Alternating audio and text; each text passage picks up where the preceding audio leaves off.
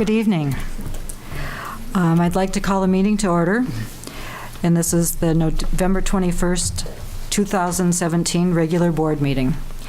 I'll start by introductions, since this is my first official meeting as the new board chair, and also David's first official meeting as interim GM.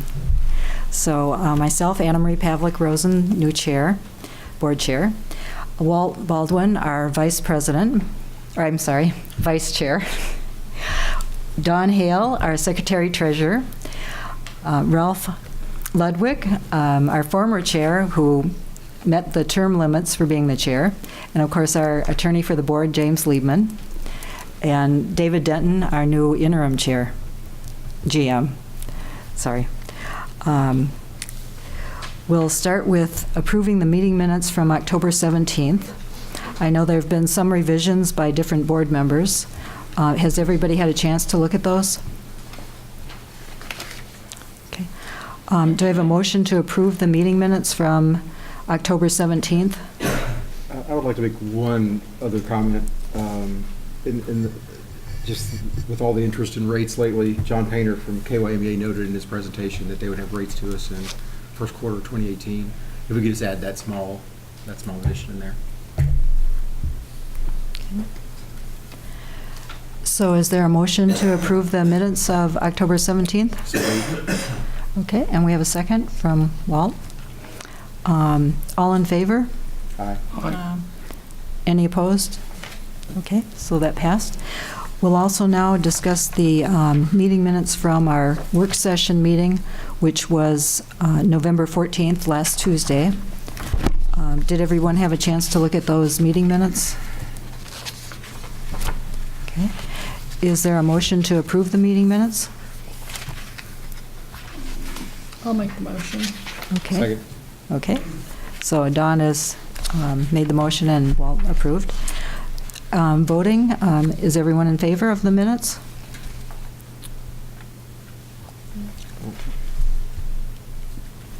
Okay, yes? Yes. Okay, Aye. thank you. Okay, so, Actually, I do have, sorry to go back, but as I flip to I assume the adjustments to the minutes didn't make it in the board packet. Is that why these are?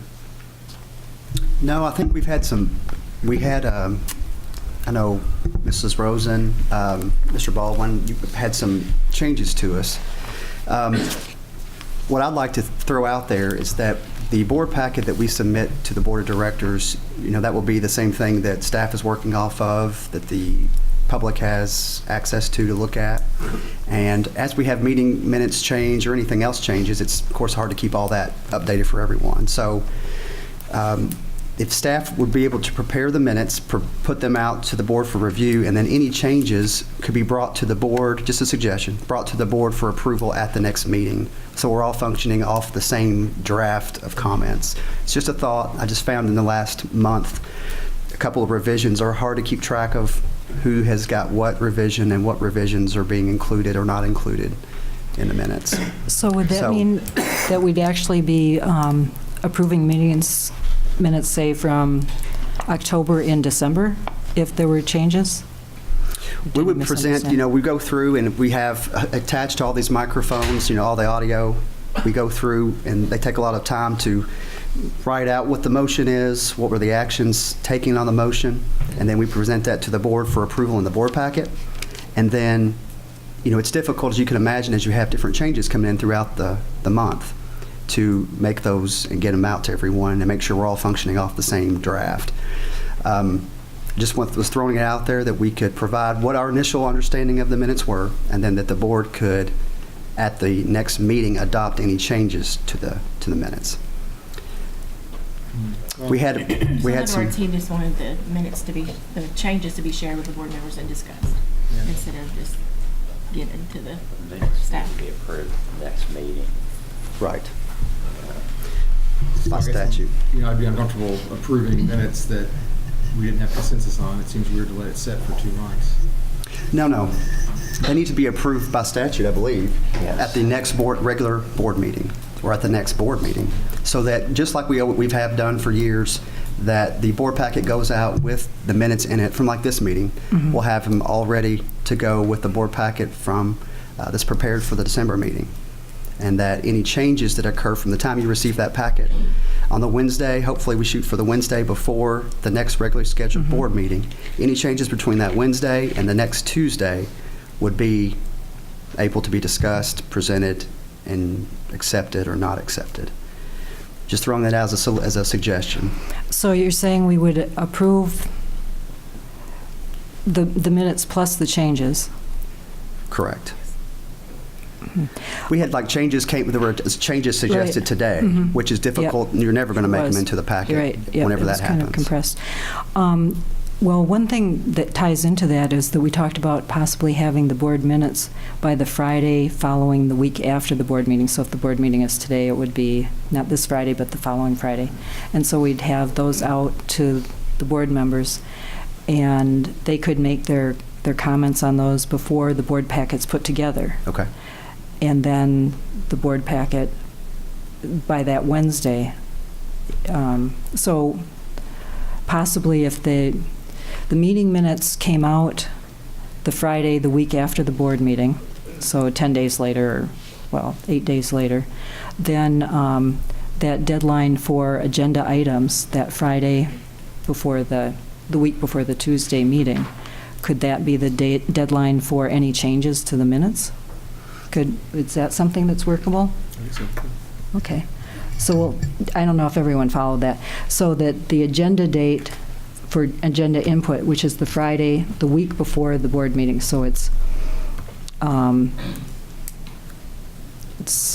approximately 6 working days before the board meeting, that is the agenda deadline, and that would also be the deadline for offering changes to the meeting minutes from the previous month. So does that make sense to you, Kathy? It does. And- It does. That would be okay. just fine with us. Okay, Yeah, so we'll great. incorporate that in, and we'll try that for December and Okay. see if it's But I would say workable. for this particular one, I'm not particularly comfortable, having something on the record that doesn't reflect, the minutes are the board's voice, and I don't feel without the adjustments we made, it really, is the board's voice in the way in the way they're written in this book now. So the adjustments, can you make sure we're all talking about the same adjustments that you're talking about from the meeting we had last Tuesday? No. Or you're talking about from The This is from the October 17th meeting. Okay. Because some of those, let's see here, I've got emails. that I guess my suggestion would be we do the same we did with the comment I had earlier, that we just approve them stipulated with the adjustments that were sent in. And then we'll get on a more regular schedule for the Okay. meetings moving forward. And so the emails that came in, both from Mrs. Rose and Mr. Baldwin, those, the board agrees, are the changes to the minutes, and we're good to go. Yes. Okay. Is that good for, Well, as you know, I had a little problem with the wording of Mhm. the one, but you've assured me that today's meeting will alleviate any right, we're going to problems discuss that I have. the process of the GM. All we So- decided the last time is that the board chair would be in charge, but what I intend to do later in the agenda here is to suggest a committee, see what we can do to go forward. So- So with that stipulation between the two of us, I'm cool with it. Okay, good. Can I say that I am not comfortable with the process of not verifying the changes as a staff member, a person who types those up and puts my name on it? I'd like to be able to verify that the changes are accurate and not, Well, maybe what we which should I was do. able to do with yours. Okay. If possibly, when someone has a change, if they'd send it to you and copy all the board members? It just, yeah, with the time frame we're talking about from from here on out would be great, but I didn't Okay. really have a lot of time to verify, changes in the minutes. Since they're becoming an official legal document, I would just feel more comfortable to be able to verify that this is what was said. Yeah, I think that's fine. Let's just go ahead and approve them, stipulating that we have the changes that we sent in, and your, Able to confirmation, however. Yeah. And we'll try to stick to Excuse that me. schedule. Walt, the changes you were talking about, though, aren't they basically discussion changes? There are no changes in motions No, or well, there's votes. one that I think was a typo, but. Yeah, Oh, change about- that. Yeah, That's yeah. been Yeah. changed. But basically, it's just discussion. Yeah. And technically in minutes, you don't even have to have the discussion. Sure, but again, So- the way the board speaks to the public is via the Right. minutes, and True. those were important points, I Right. think. Yeah. Okay. Okay. So we'll add that to the new goal for any board changes in the minutes, to copy everyone else and to try to do it by the agenda deadline. Sounds great. And we'll Thank try you. that for December and hopefully find that it works or find a new problem to be solved. Okay. I think it's going to work. Okay, great, thank you. So our next action item is accept the electric, water, cable, financial, statistical data for October 2017, and Katrina Cummins will do that for us. Hello. For those that don't know me, my name is Katrina Cummins, and I will be serving as the interim finance director while David Denton is serving as interim GM. So I will be presenting the October financial statements. And just as a reminder, we are a nonprofit municipal utility, so there's no profit motive. If you'll turn to page 23 in your board package, that's the statement of net position, which is similar to a balance sheet. On line 60 of that page, you'll see our total assets of just over $169 million. Of that, 69% is property, plant, and equipment, so that's the biggest single line, the biggest asset that we have, and that is net of depreciation. On line 115 is our total liabilities of $85 million, and the single largest line item that makes up that total is actually our KRS pension liability. And then on line 150 is our total net position of $83 million. So that leaves our total liabilities and net position of $169. That equals our assets. On the next page, page 24, that's our statement of cash investments. This is a required statement for our investment policy. And it basically just outlines our cash and our investments and breaks it out between restricted and unrestricted balances. So on line 50, we have total restricted cash of just over $2.2 million. On line 95, you'll see we have unrestricted cash of $16 million. And then starting on line 105 shows our investments, and these are CDs only. And on line 135, we have total restricted investments of $9.3 million. And line 145, unrestricted investments of $118,000. Any questions so far? Sounds good. Okay. The next page, 25, just shows a breakdown of our bonds and loans payable. Shows the amount, the balance as of October 31st, as well as the amount that's due in 1 year. And a lot of these are due in December, so we'll be making a lot of these bond payments in December. But nothing has changed from the September reports. Nothing has changed on this one. The next page is page 26, and that's our company-wide statement of revenues, expenses, and changes in net position, which is similar to an income statement. The year-to-date actual column is the column I'm going to be talking about. So on line 20, in that column, we see total operating revenues for all three divisions is just over $34 million. Line 50 shows our total operating expenses of just over $24 million. Which leaves on 55 the gross contribution of almost $9.9 million. Line 40 shows our total general and admin expenses of $7.8 million. Line 190 shows total other revenue of $1.1 million. And then line 195 shows our total net contribution, which is just over $3 million. The next several pages show just details of that, like the very next page, page 27, shows the same report, just in a little bit more detail. And then from pages 28 to a bunch of pages later, page 44, that shows each department and division's individual financial statements. So you should be able to trace, if you were to add up all those individual ones, they'll tie out to the company-wide reports. Starting on page 45 of your board package, that's our cash activity summary, which for all of our checking accounts, it shows all of the activity basically in each of those accounts. That's from page 45 through 47.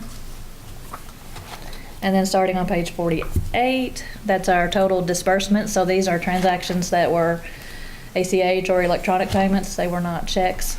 So that shows the detail of those. For our O&M account, that was $7.2 million that we paid out through ACH or EFTs, electronic funds transfer.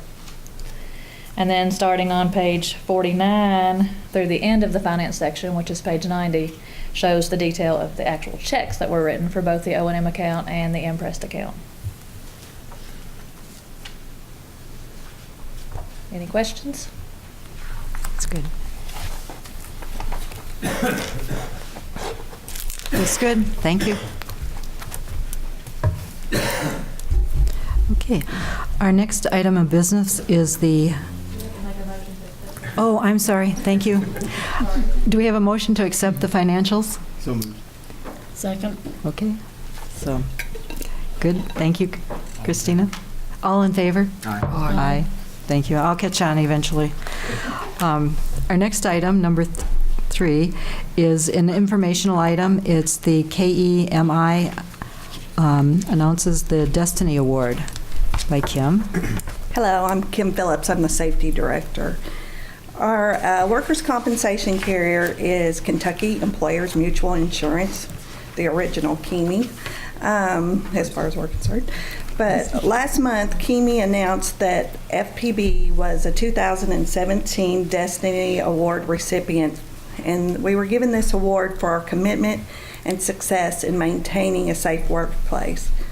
KyMEA selected only 14 organizations out of its more than 24,000 workers' comp policyholders that they insure in the state of Kentucky.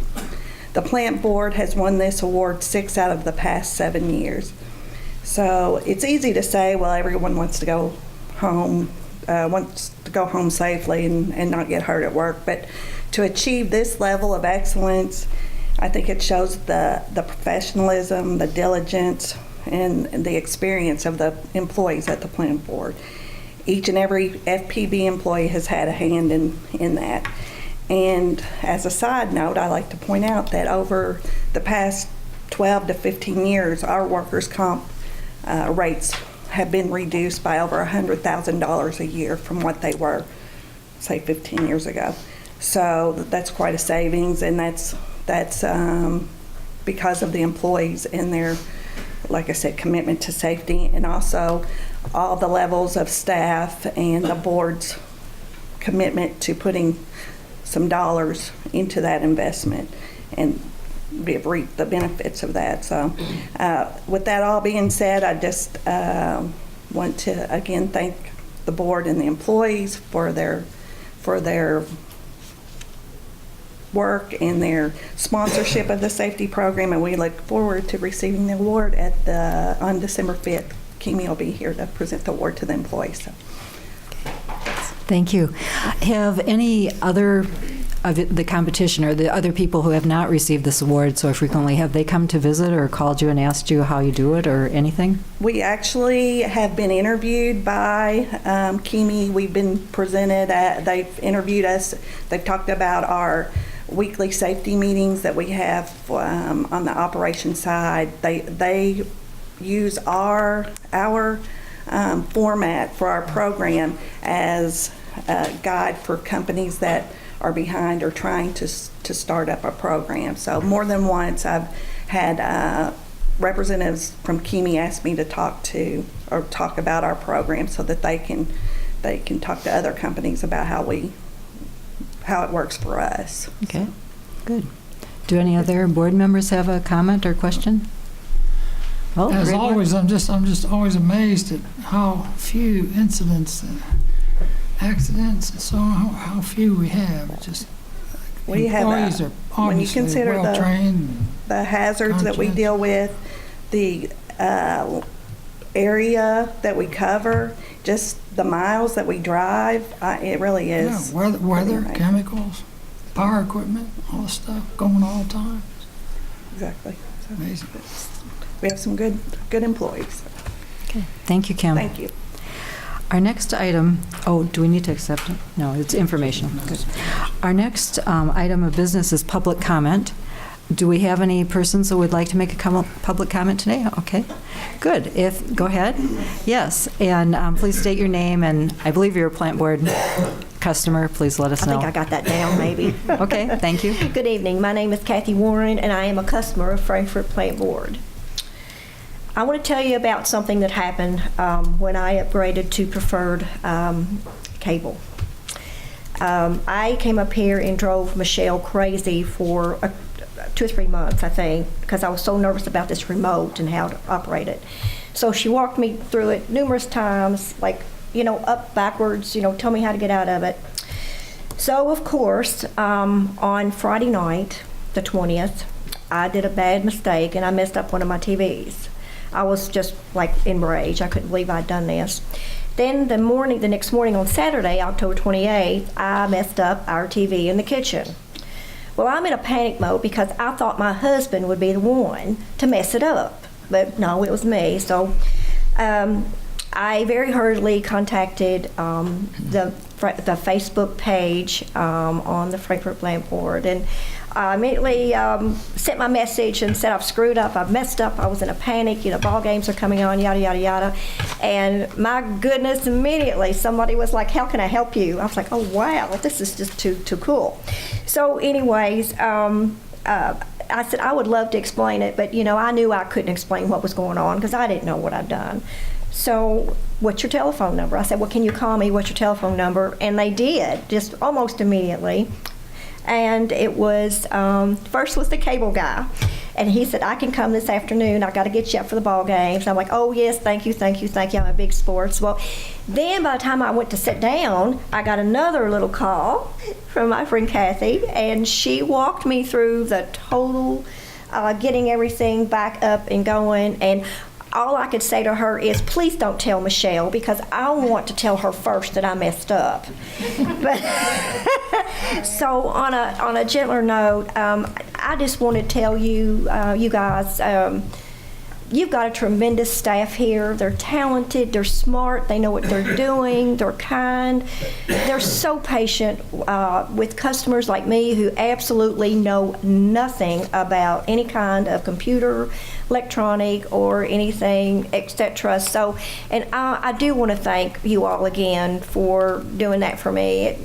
It just made a difference, and I think I posted on Facebook about you all numerous times in between then. Then I wanted to talk to you all about, I couldn't remember when the transmission dates were going to come available, when the rate hikes was going to be. Could you all give me those dates? Do we have a firm date on the retrans? David, maybe? Yes. Okay. So we have, we'll be bringing those agreements and discussions to the Cable Advisory Committee in December. Okay. And that will be the first step. Okay. And just curious to see how that board, opinions and thoughts they have on the matter. Okay. We will also be discussing that with our board of directors in December as well. There'll need to be, as we do with all rate increases, we have a public hearing. Right. And then the decision made by the board. So that would be sometime in January or beginning of February that we would have a decision that the board would need to make a determination on. Do we keep them all? Do we consider going a different path in order to keep rates in check? So that's the... Well, thank you. I do want y'all to remember what I talked about during that time with retrans. It's going to be expensive, but I don't want to give up any channels. I think I've brought newspapers in and showed channels that, even though they say they're the same channels, numerous times, if you'll look, they are different programs on ABC or CBS or Fox. We have just that one basically. But many times there is the same program, but there's some differences. One night, my team, Minnesota Vikings, was on the off team, and I tell you what, I think I would have probably had a cow had I not been able to see it. So I wanted to get that down and back on record that I was not in favor of taking away with any cable channels. And then next, I wanted to ask about paperless billing. I think that was brought up in a previous board meeting. Have we made any decisions on that yet? Today would be the final vote, and that'll be in old and new business, so down a little bit further in the agenda. But I believe we plan on going ahead. Did you have a comment on it? Oh, yes, I did last time. Yes, I just want to reinforce that I wasn't for it. That I think there's so many people out there, elderly, they can't get on a computer. They don't have computers. And I think in order to make a good decision, I think you need to keep all the everybody, all the ratepayers in mind when you go to paperless billing. I mean, if my mother were alive, I don't know, and I don't, as you all know, I'm not computer savvy. She couldn't get online and pay it. Right, well, what we're offering is a $5 rebate or Yes, I do credit understand. for people who do choose to go to it, and it doesn't affect anyone else. Okay. Okay, so it's not going to be it's not going to be, you have to do it or not, because I was on No. the assumption that it might be. It's totally your choice. Okay, because I like to look at my bill, and I think I told David this. I'm your worst nightmare, I know I am. Not at all, not at I all. look at my bills every month for the past 3 months, and I circle everything that's different. The kilowatts and my electric, my water, my sewer, and I measure those every month because believe me, it's really expensive and I need to cut back some areas. But anyways, thank you so much for your time. Okay. Thank you, Kathy. Do we have anyone else who would like to offer something in our open comment format? Oh, John Sauer.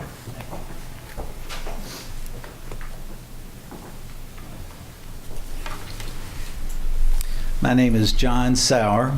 I'm a lifelong resident of Frankfort and a plant board customer, you might say, for life. I'm a former businessman of 35 years in this capital city, a former public servant with 2 terms as a city commissioner and 1 as mayor, and one who cares deeply about the economic growth and all the ratepayers of Frankfort. I guess I'd like to speak kind of on item number 5, subset KYMEA. And the title of this might be, You Can Tell Them by Their Actions. The contract that the Frankfort Plant Board entered into with KYMEA was developed in over a year of plant board staff and 9 other utilities experts with the express goal of obtaining a more economical, flexible, and reliable power supply. The contract was passed and signed August 2016 by a 3-2 vote. The negative votes were Rosen and Baldwin. Now I'd like to shift to the video tape of the October 2017 board meeting. Agenda item 20, of course, has caused a lot of controversy in the public and the press. At approximately 2 hours and 53 minutes into that video, Mr. Baldwin made the motion for a contract with Reed Smith Law Firm with direction to find an exit path out of the contract. It passed 3-2 with Rosen, Baldwin, and Hale the majority. At 3:17 into the videotape discussing his motion, Mr. Baldwin said, I quote, "I think the third goal is important. It's an important one and it's the one about exit paths. And it's more about the mechanisms of the contract," end of quote. My opinion. In other words, finding some way to break the KYMEA contract. Item number 21 in the agenda, at 3 hours and 27 minutes into the tape, there was an action item, RFI, request for information, to employ MISA Marketing to find suppliers of energy to furnish power by May 1st, 2019. This is the very date that the KYMEA power supply contract goes into effect. Mr. Baldwin said, and I quote, "This is informational," and, quote, "to see what options are out there." To which Chairman Ludwig responded, quote, "Implicit in this is that we would leave KYMEA at enormous cost and legal exposure as well." John Cubine, former board member, responded, quote, "We are on a path that exposes this board to the possibility of millions of dollars in damages and in litigation."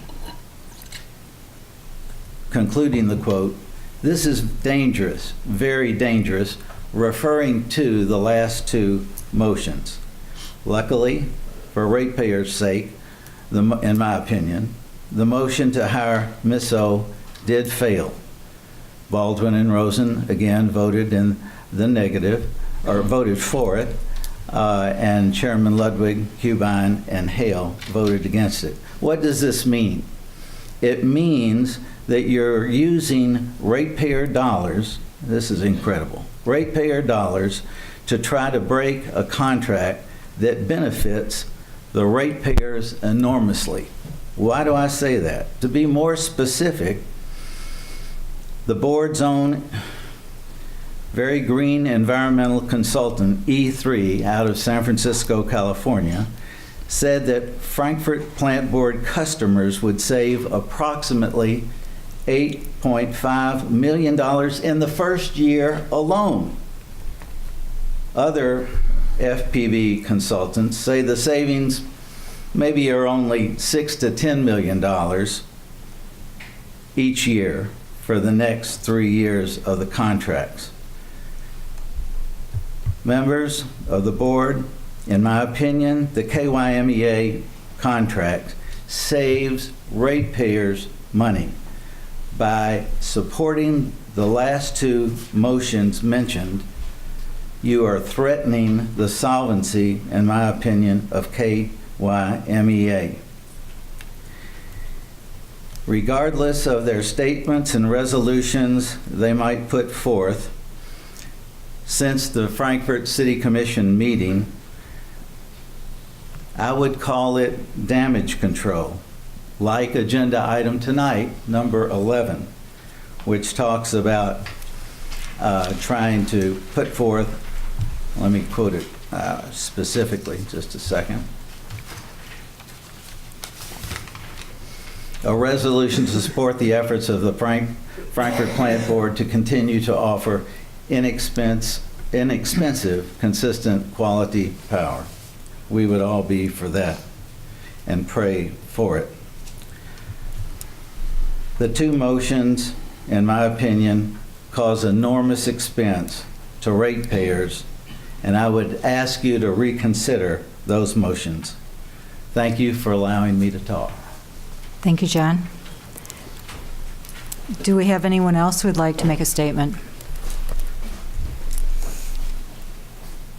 Robert Roach, I'm a ratepayer as well, and I live in this community. I have a lot to say, but I'll say most of it Monday night when we have a special meeting. But I thought one area needed to be said, and then I'll leave it to the board as to what they do. You know, I brought this up, and I'll bring it up again, and I'll read it so that I don't say it wrong. I think Mr. Baldwin needs to resign immediately. And if he doesn't, I think this board should adjourn and not meet until he has resigned or been removed, given the legal cloud hanging over his appointment, his tenure. He was appointed when he was not a registered voter in Franklin County. He was not qualified. I assume the mayor went over the qualifications with his appointment, but I don't know that. And when Mr. Baldwin joined the Frankfort Plant Board, he got a packet. And in that packet, it had the qualifications about voter registration, and he still did not register. He didn't register until I brought it up with the mayor and the city attorney, and I guess the mayor talked to Mr. Baldwin at that time. So I don't know whether he didn't know that he needed to do that to be eligible, which would seem to me to be unacceptable because it would show you were negligent, or he just deceived the board and went ahead and became a board member anyway. Now, the city attorney and other attorneys I've consulted point out that the latest interpretation of a voter on this type of case is not somebody that's just 18 years old, but somebody that's registered to vote. And the remedy of registering now is so debatable a legal remedy that I wouldn't think you all would want the liability. And I know this. I know as a city commissioner don't want the city to have this liability. As far as his actions on the FPB board while not a registered voter, I believe it is debatable on whether his actions are valid or not. If he was just negligent, then I suspect that his actions were probably valid. But if he knew and disregarded becoming a board member through fraud and deceit, then I think where his vote was required to make a quorum or majority, then those actions are no longer valid. During the time that he was or was not a de facto board member and received compensation, I think it is highly questionable as to whether or not he can receive that compensation, and I trust he has either returned that compensation along with the health insurance he may or may not have gotten, or the attorneys that represent the Frankfort Plant Board could look into that, because several things I've looked into legally shows you're highly questionable when you're a de facto board member as to whether or not you can receive compensation. I think this board and the Board of Commissioners is risking liability every day it fails to act, and that's why I tried to meet a lot earlier on this issue, but we were not able to. So I would hope he would just resign, but if he won't resign, I hope this board here would seek his resignation. Thank you, Robert. We're happy to receive comments from everyone and open to all opinions. Is there anyone else who'd like to make a comment? Okay. We will move on to the department reports. The first item is website customer comments.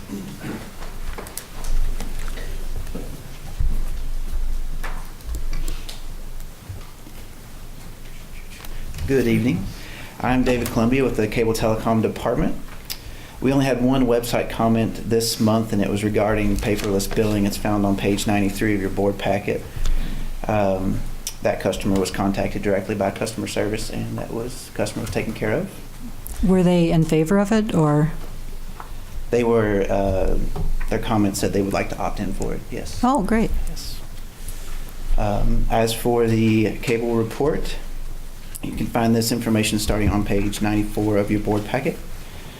Cable subscriber trends have continued as expected. The cable department had 467 trouble calls last month and only experienced 5 small outages. I'd be happy to answer any questions you might have. Sounds good. All right, thank you. Okay. The cable department, I'm sorry, customer service, that David covered both of those.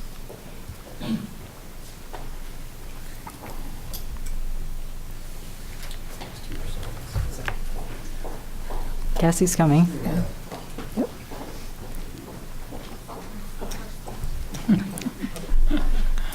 Good evening. I am Cassie Estel. I'm one of the customer service supervisors.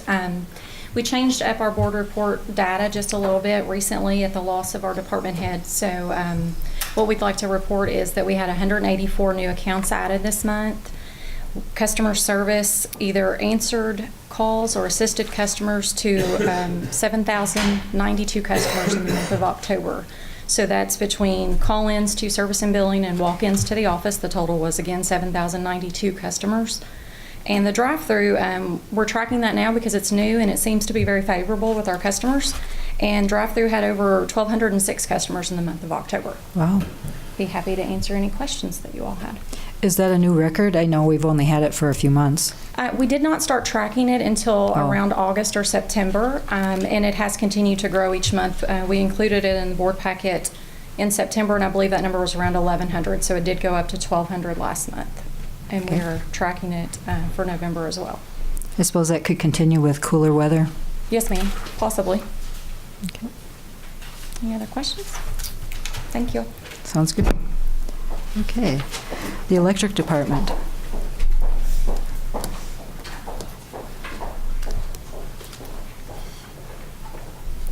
Thank you, Ms. Chairman and fellow board members. As you turn to page 102, I'll just go ahead and give you a little brief summary of what we had this past Saturday. I think many people know that Frankfort got to sustain some winds, and we did have some outages starting usually around 9:30 a.m. Saturday morning, and we wrapped everything up around 12:30 that night. Most of them were all scattered outages. There was a couple of larger outages, one over in Indian Hills and one at the Devil's Hollow Road area. But we probably had around right at 300 customers total affected over Saturday. So that's just a little brief summary for Saturday for you. On page 102, you'll see our SAIDI for right now for the month of October is 22.256. Remember that the SAIDI number is coming from a 12-month average. So it's from October to October 2016, October 2017. The national average is 90 minutes. So we're still below the national average, which that's what we're hoping to stay to. Page 103, you'll see your pie graph. It shows the different causes, percentages of the outages. Page 104 is going to break down, tell you how many outages in each one of those categories, and there was a total of 43 outages for the month of October. And the page 105 is going to show your top 10 outages, and of course it shows you total customers affected last month was 583 customers. And I'll answer any questions you may have. Thank you. Sounds good. Thank you. Okay. Ms. Rosen, I'll cover the SEPA part. Oh, thank you. Thank you, Ben. I'm going to start covering SEPA and Herbie's after his retirement. For the latest month, our SEPA profit was $10,109. That's roughly the same as it's been the last couple of months. And if you look on page 107, that's where that information is. And then there's a graph back on 106 that kind of gives you an idea of how we've been trending. And certainly this year has been a little better than last year. If you look at page 107, that just gives you, again, the net benefit throughout the project, and that's been about a little over $10 million total throughout the life of the project. So if you have any questions on that, I'll be happy to answer those. So are they done working on the lock and dams, or? No, I don't believe so. I think there's some more work to do. I've honestly got to catch up with some of those things, and because I've been just kind of involved a little from the fringe, but not deeply into it. So I'll be talking with some of the consultants, and I've gotten connected with the president of SEPA, and I'll start getting more involved in that and attend some of their meetings pretty soon. So I'll be able to provide you more information. Okay, thank you. Okay. And our next item is KYMEA. Are there some updates? We do. I'll let Hans start, and I might have to. Sure, thank you. Last Wednesday, David and I attended the KYMEA meeting in Owensboro. I was elected the secretary for the organization. One thing relevant to Frankfort, KYMEA would like to participate in any review conducted by Reed Smith. David and I talked about that, thinks it makes a lot of sense, kind of comparable to what David said, where the auditor's coming in. You know, when we switch auditing firms, the new auditing firm will go visit the old auditing firm and review the work papers to get an idea of what's taking place and kind of get up to speed a little more efficiently. So if when the Reed Smith thing kicks off, KYMEA would like to be involved with that. Relates to another item on the agenda, but the suggestion is that I remain the alternate delegate to the organization, and David be the primary representative to the organization. And finally, we have a new calendar for the KYMEA meetings going forward next year to provide. Yep. And that's all that I have. Thank you. Okay. Yeah, with the E3 reports, you remember the consultants that came in looking at that. KYMEA was brought in towards the end of the conversation with that report, met after a draft was already formed, and I don't feel like had enough, input into at least, going to all parties involved to get information to review as an independent review. Yeah. And the same thing with Reed Smith. They've expressed that they would like to at least discuss and meet with representatives from Reed Smith, let them understand not just what they read, but what's the intent of behind the words. I see your point there, but one concern I have, if it's a truly independent review, wouldn't they be influenced then by this contact? I don't think so. I think we'll use this example today about our prior auditors. We had Mountjoy Chilton Medley as auditors for 6 years. Our current auditing group with Crowe Horwath went in, met with them. I didn't even realize they had met together, went through the work papers of the prior year to get a good idea of what type of information they were looking at, any questions, concerns, what did the other firm want. It gave them a great basis to take off and start planning the engagement that they have. I was a CPA with public auditing for years, and I can tell you to have as much information on the front end allows the planning to be much more involved, allows you to cut a lot of time off possibly. So I think for they're going to have information. I think it would be one-sided if you did not include them in the discussion. I think we're not looking for a prefab report. We're looking for an independent report that has input from all parties. And I'm not talking with the founders or with the organization members directly as what to, not just what is in the documents, but what was the intent And behind those, I think makes total sense. I'm just expressing what they would like to see. I think it makes sense as well as a member of KYMEA for the Frankfort Plant Board. So, Okay. other than that, that's the KYMEA update. Okay, thank you. Okay, safety, Kim again. We did have an OSHA recordable this month. An employee had some debris in his eye, had to get medical treatment, and that resulted in medical treatment but no lost work time, and there were no vehicle accidents this month. Positive report. Good. Thank you. And water distribution.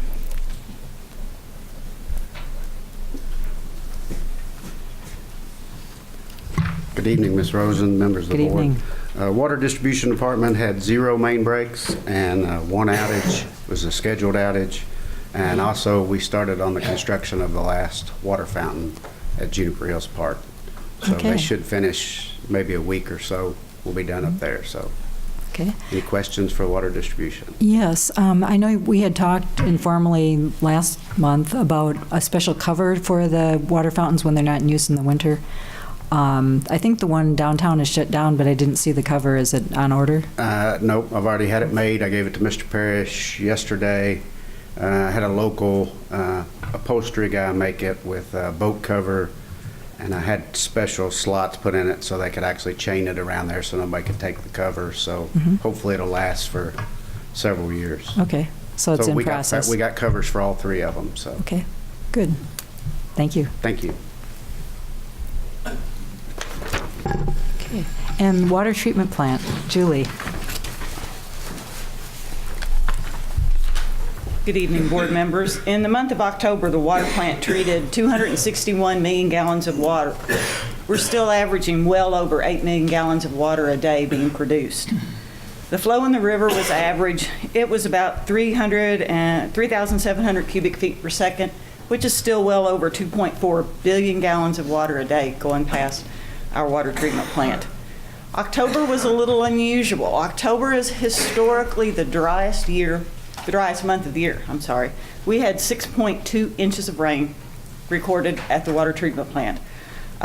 2 days accounted for over 3 inches of that, so we get it all at one time.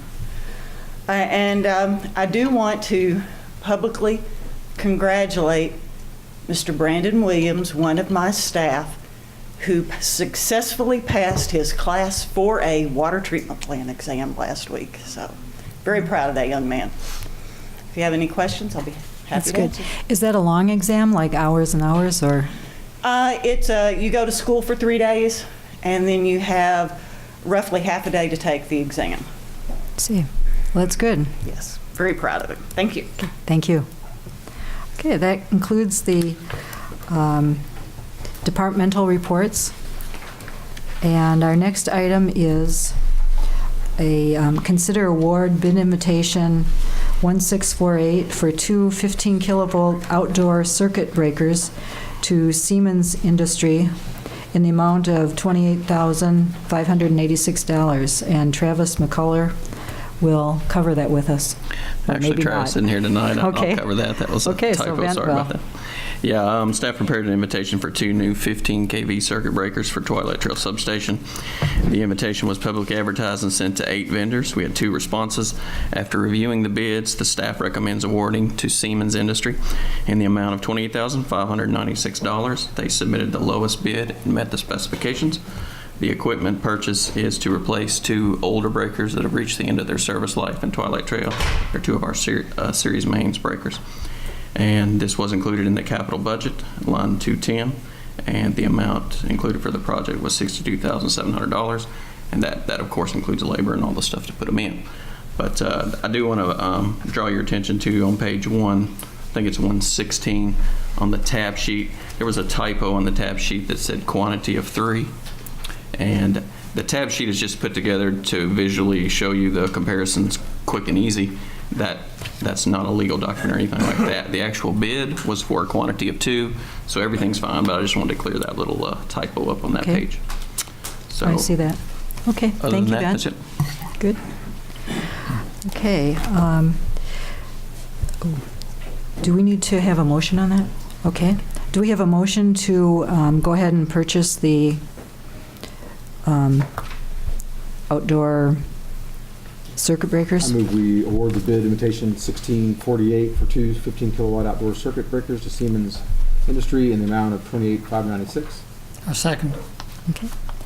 All in favor? Aye. Aye. Any opposed? No. Okay, so that passed unanimously. Thank you. Item number 7, consider stop-loss coverage and plan changes for the 2018 FPB Employee Health Plan. Diane Schneider and other resources to discuss.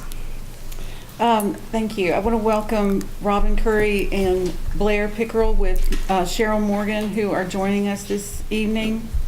As you know, the plant board has a partially self-funded health plan to provide health care coverage to employees and eligible dependents. We're asking the board to consider renewing for next year with our third-party administrator, MedBen. And their fees are unchanged for 2018. We're also asking that the board consider renewing our stop-loss coverage with Pan American. Pan American is our current carrier. Unfortunately, because we've had a very, bad claims year, we've had some very large claims that were just unavoidable. Our expenses for next year are projected to increase.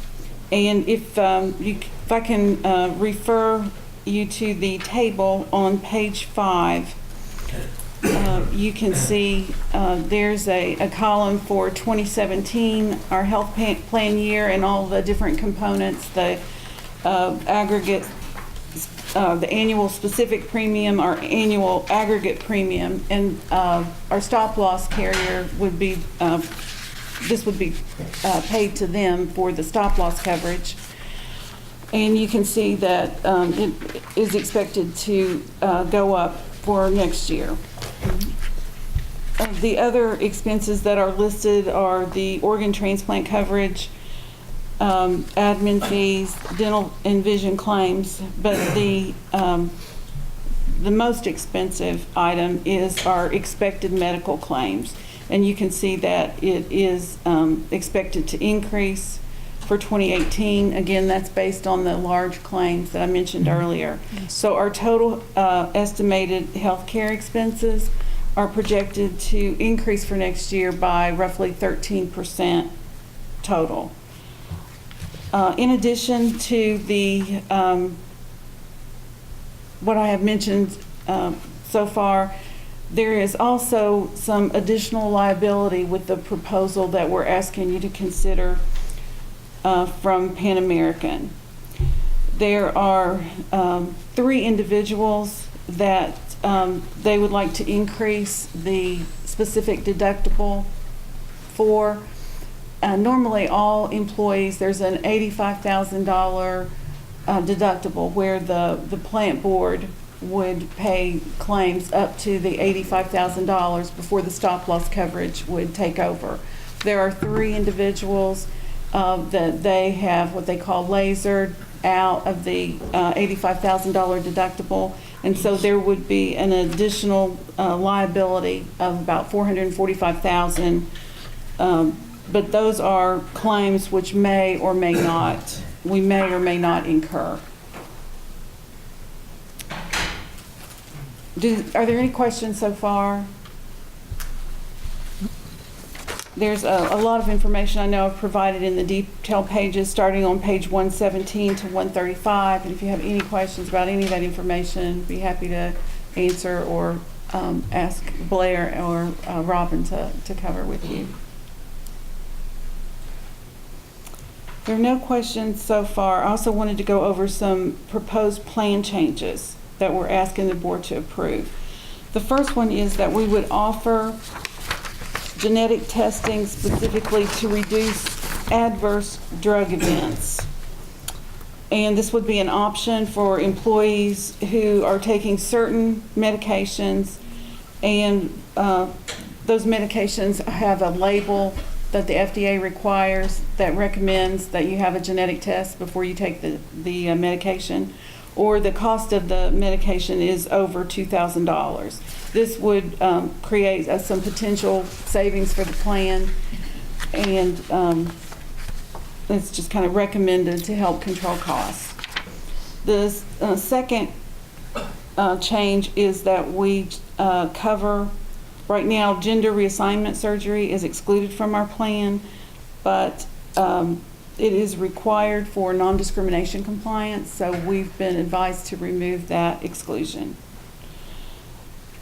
There's a recommendation with HealthSmart, who is our pharmacy benefit management company. They are going to use a different company to process the mail order claims. We have very few mail order claims. But that would be effective January 1st, and of course we would notify employees of that change. And then also related to pharmacy benefits, the pharmacy benefit management company, which is HealthSmart, has recommended that we adopt a prior authorization requirement for prescriptions that cost the plan $1,500 a month or more, and that's just a cost containment strategy. And then finally, this is a pretty big change, and that is that Baptist Health is no longer going to offer a provider network in 2018, I think at the end of March. Is that right, March?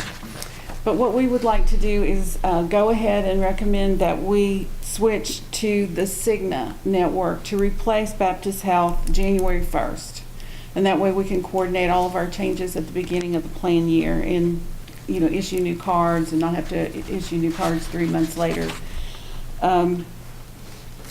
There are a couple of issues that we have become aware of with the change, or the potential change to Cigna. Cigna is a really good network, and we anticipate that the discounts and the savings will be the same, if not greater, than what we experienced with Baptist Health. But we are aware that Capital Family Physicians does not participate in the Cigna network. They're going to reach out to Capital Family and see if they want to participate in the network. It's an arrangement that both parties, have to agree to.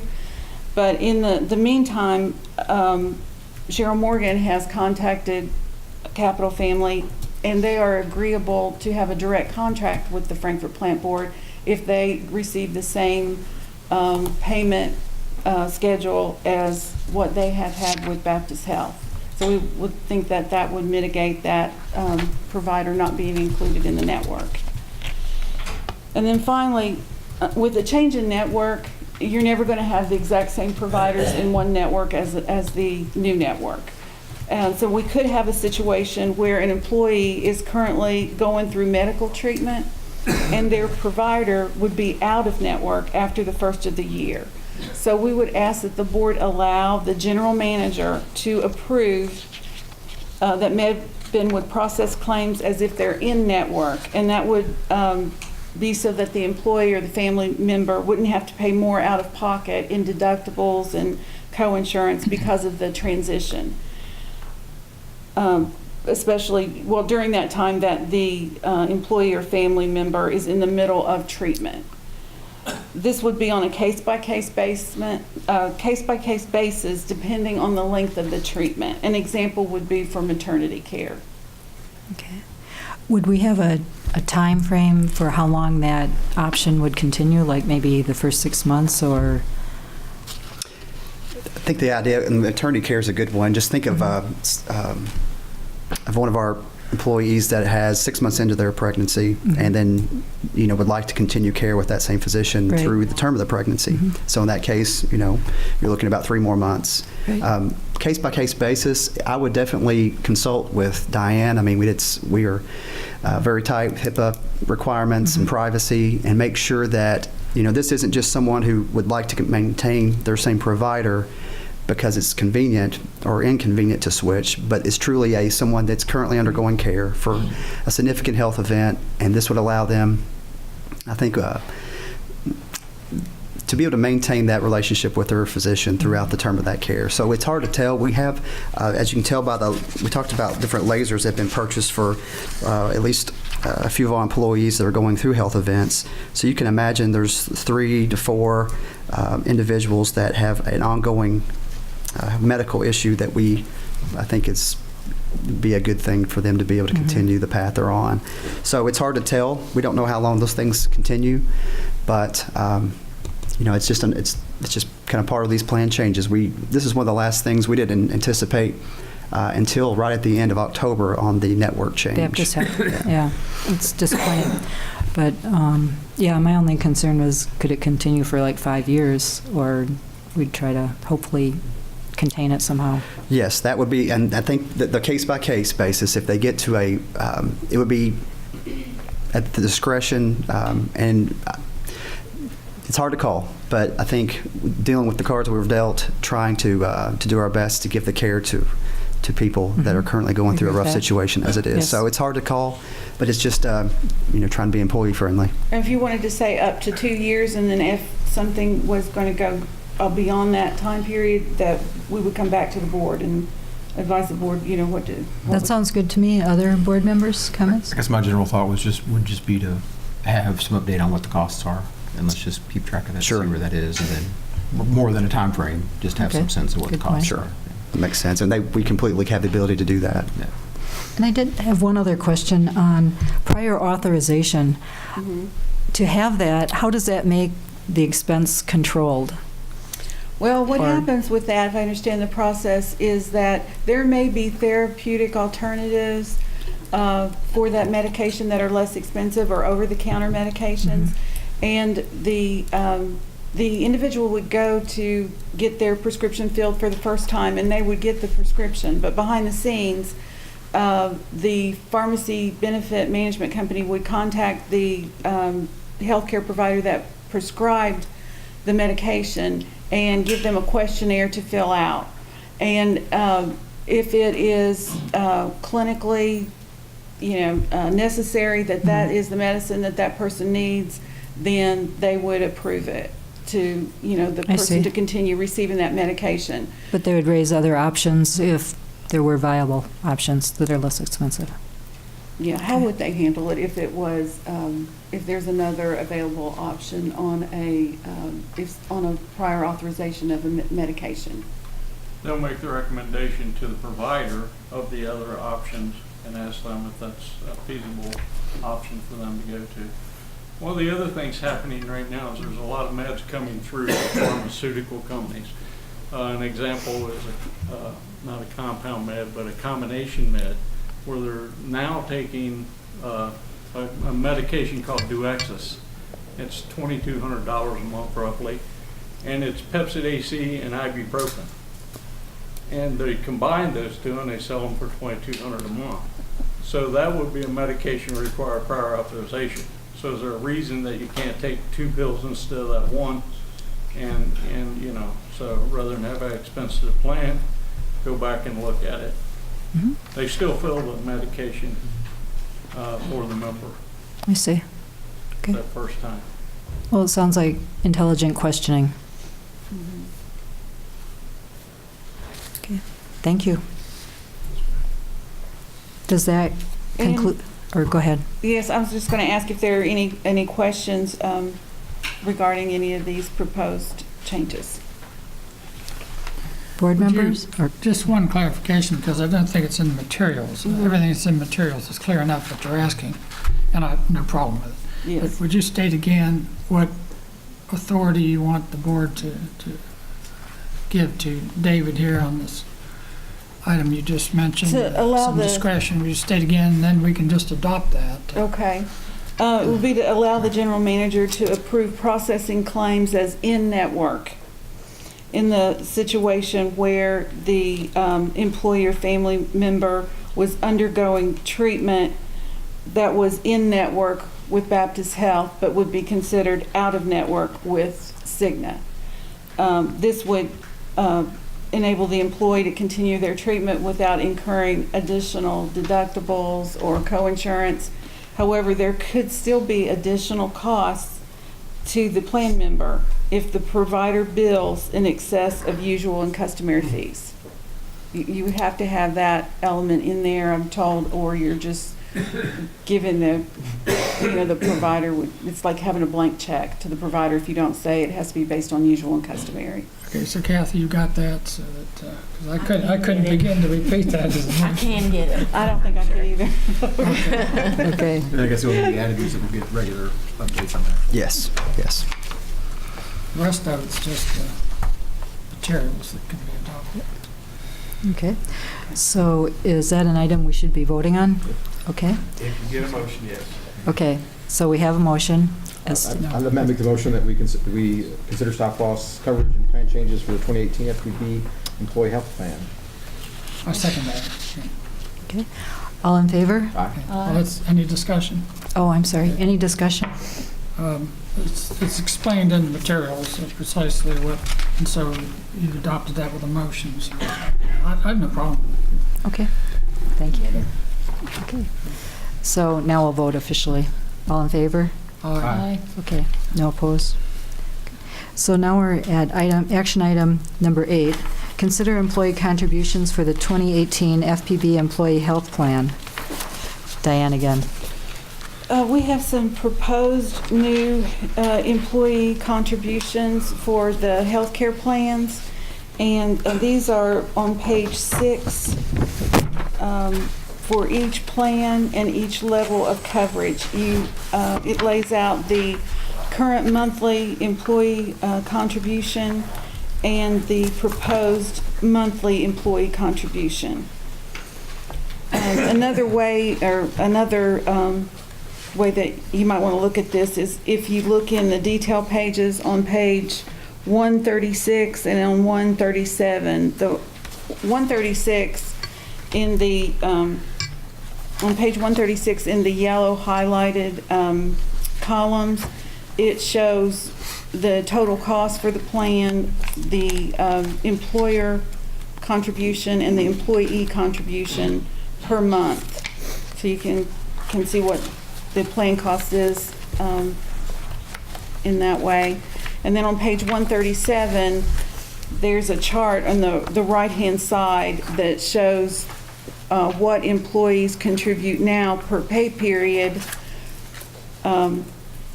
for each level of coverage, whether they have single or employee and spouse or family, and then based on what plan that they have, the PPO or the HRA. And we have 4 different plan types. It also shows you on page 137 the difference that we're asking employees to contribute per pay period. This would generate additional, contribution to the company from employees of $43,655, which is the annual total would be $284,000. Be happy to answer any questions. So we met with employees whenever I first came on as interim, went around, met everyone, enjoyed doing that department by department, but used that opportunity as well to talk about healthcare. Diane and other healthcare or HR staff went around, and we explained the reasons why health insurance is increasing, our costs to FPB are increasing, and explained that when you understand what's going on and why, it's easier to accept what we need to do. We ask employees that we think it's appropriate that the employees would cover a portion of what we believe to be the increase next year, and gave them a survey asking a few questions, but the main thing we were trying to get to is, would you prefer to have an increase biweekly payroll contribution increase for health care, or look at doing substantive plan changes with deductibles or out-of-pockets? And 3 to 1, or I should say 2 to 1, came back that they would rather have a reasonable increase bi-weekly basis. And so that's what's being proposed here today. Of course, you have a lot of assumptions this time of year. You're looking forward, assuming things that will happen, and we're not yet done with this year to know how it's going to end.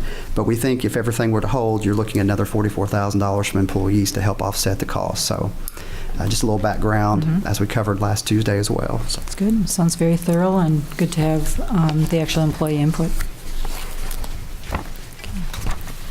So see. Do we have a motion to accept the 2018 FPB Employee Health Plan? So moved. Second. Okay. Discussion? Okay, all in favor? Aye. Okay, thank you. Thank you, Diane. Okay, item number 10. I'm sorry, did I jump?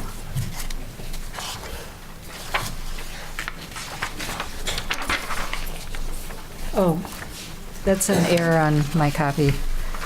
So, we're actually on item 10? 9, okay, item 9. And this is to request KYMEA to create video recordings? Okay. So this was something Walt had brought up. Did you want to talk about that a little bit? Well, I guess given the chicken and egg thing with the meeting, I guess we'll just ask, was that discussion in KYMEA, and where is all that setting? Yes, we've asked KYMEA to produce video recordings of it. I've talked with Heather Overby, who is the CFO, and they will take steps to get it, to try and get it going. They have no audio visual equipment at this point. They're moving buildings. You know, you meet in Bowling Green usually, so it's something that will occur at some point, but they don't have a definitive timeline. And did they give us any guidance on date and time at all? No, sir.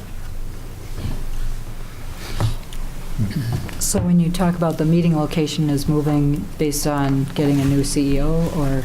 Well, you know, for example, we met in Bowling Green. Mm-hmm. We met in Owensboro. That's one. And then, you know, they don't have the equipment at this point to, you know, or servers to produce it.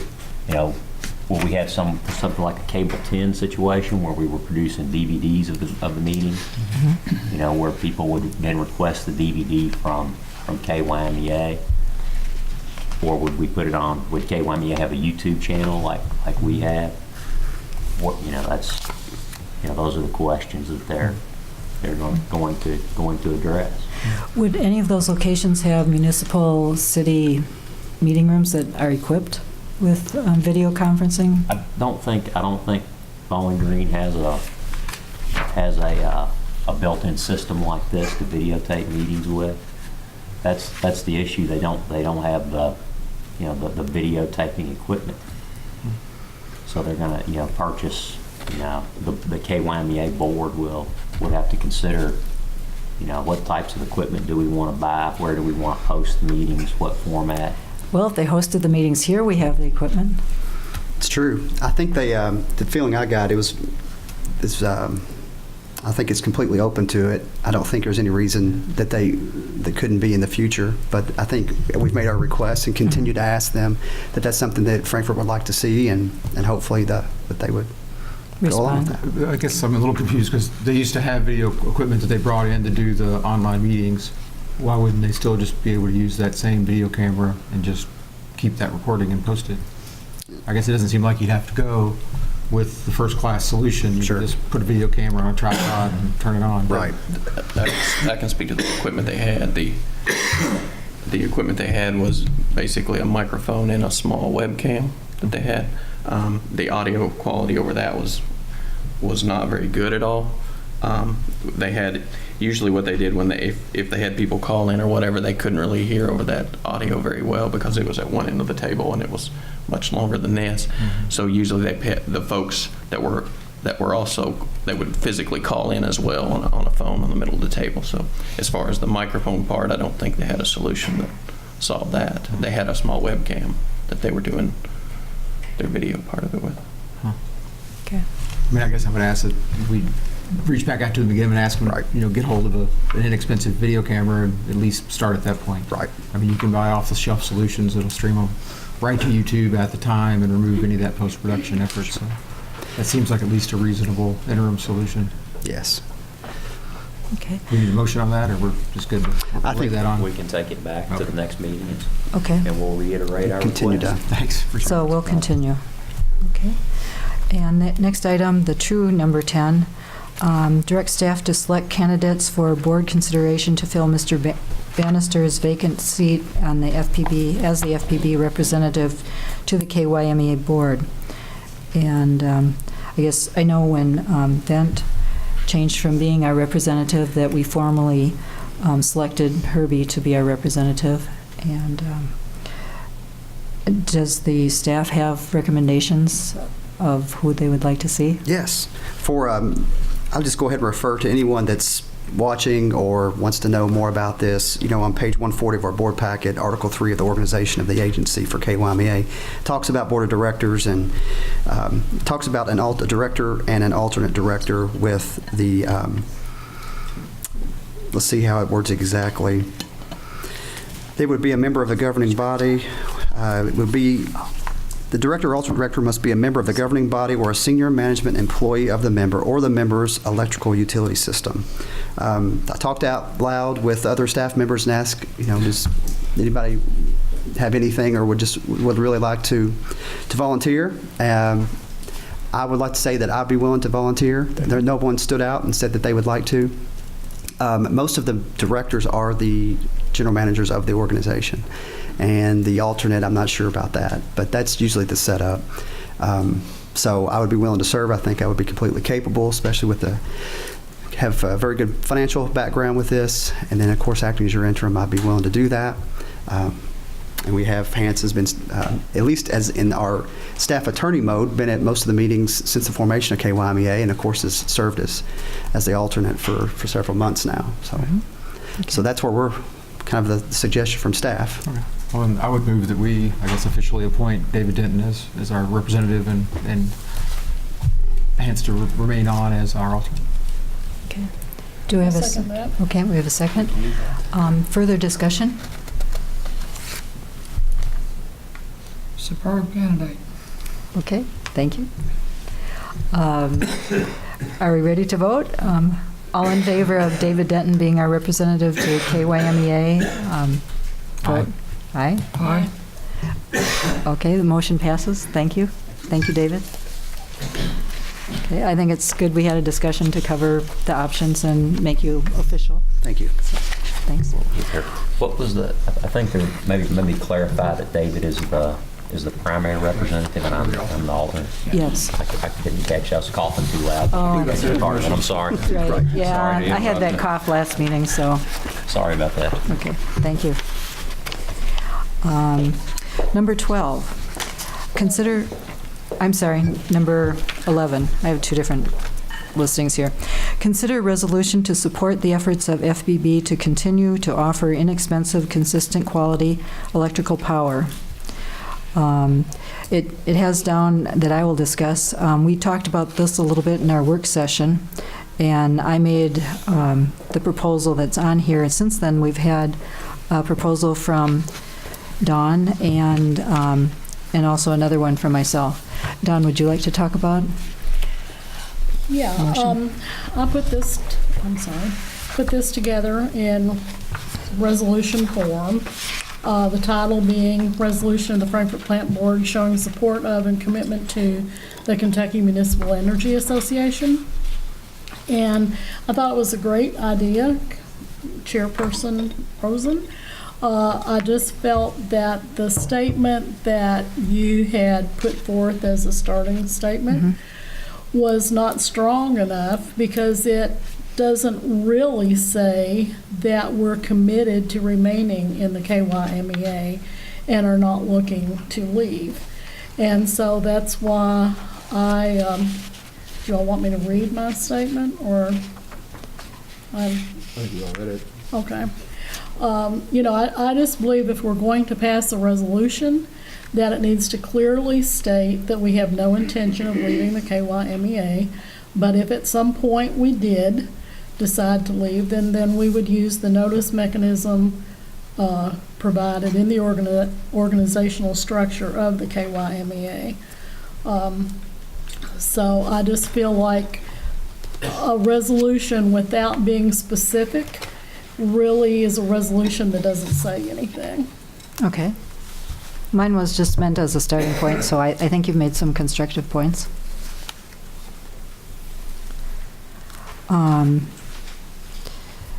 Let's see. Do you want to read your resolution or just the resolution portion? Sure, if y'all want me to, that's fine. Say, now therefore be it resolved, the FPB Board of Directors are focused on the importance of a stable, low-cost power supply for the Frankfort, Franklin County community.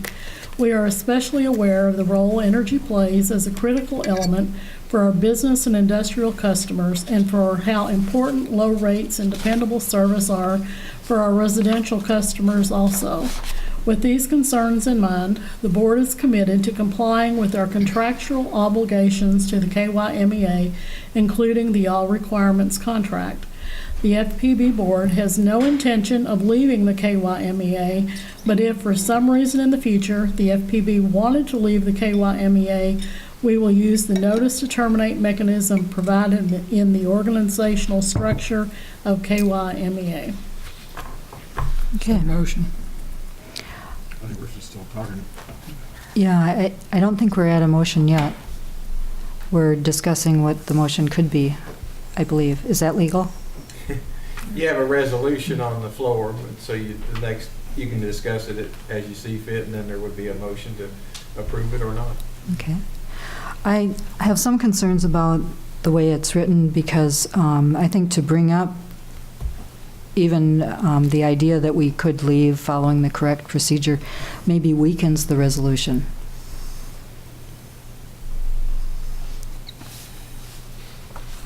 So, Well, but we're saying, the resolution says we have no intention of leaving the KYMEA. And initially, I thought about just making that statement, period. But then I thought, well, if at some point in the future it was necessary, I didn't want to legally tie our hands in some way by not being able to for somebody to be able to go back and say, well, you passed this resolution saying you were not leaving, period. And so that's why I worded it the way I did, to give us an out if at some point in the future we did intend to leave.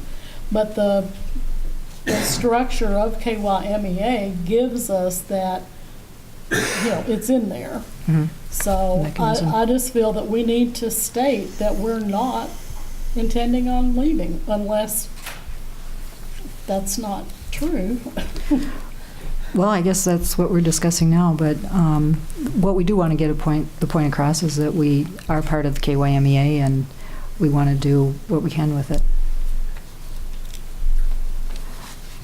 Ralph, did you have some comments? No, I agree with my colleague. I think that at this point, with everything that's happened, I think that there may be some fog out there, and I think we need to go on record as a board, and I think it should be called by a member, that we have no intention of leaving the KYMEA. Correct. I guess I would, echo those comments that, I don't think the board has ever discussed breaching the contract and leaving, and I think it's important to clear some of the fog, as you stated, Ralph, that is in fact the continuing position of the board. Okay. Were you going to read your incorporation of the two, or? I can go ahead and read that. This was the one, I read Dawn's and my earlier one, and this was the resolution I came up with. The FPB Board of Directors are focused on the importance of stable, low-cost power supply for the Frankfort, Franklin County community. We are especially aware of the role energy plays for our critical element of our business and industrial customers, and also the economics of our residential customers. The importance of low rates and dependable service is a primary concern of the FPB board and its electrical customers. With this in mind, the board is committed to KYMEA and making it the best for all municipal utility members. So I've broadened it a little bit there to say we're not alone in this, that we want to consider our other fellow members of KYMEA. I think we could pass both of these resolutions. I think they're effectively the same. I do like the second one better just because it's more concise. I don't. I like Dawn's better. Uh-oh. Well, Could we have it a 2-paragraph resolution and have my paragraph and your paragraph both? Well, aren't they a little bit redundant? Again, Don's resolution makes a flat-out statement. The FPB board has no intention of leaving the KYMEA. But I think mine brings out the positive point that we're working together with everyone. Again, I think we can pass both resolutions. Well, maybe it would be more clear if we just simply added another sentence that clearly stated that there's, I guess however we want to word it, I think you've worded it better, that, we have no intention at this time to exit. At some point in the future we did, it would be via the mechanisms of the contract. What if we just add Anna Marie's last sentence to my resolution? Can we read yours again? I'll let you paper copy it. Yeah, it would just say that, and then just say, with this in mind, the board is committed to the KYMEA and making it the best for all municipal utility members. Because this gives your concept of working with everybody. Mm-hmm. And it leaves mine with the explicit statement that we have no intention of leaving. That's true, it does say that explicitly. That's good. They're effectively the same except for that one sentence. Okay, so we just add my last sentence with this in mind.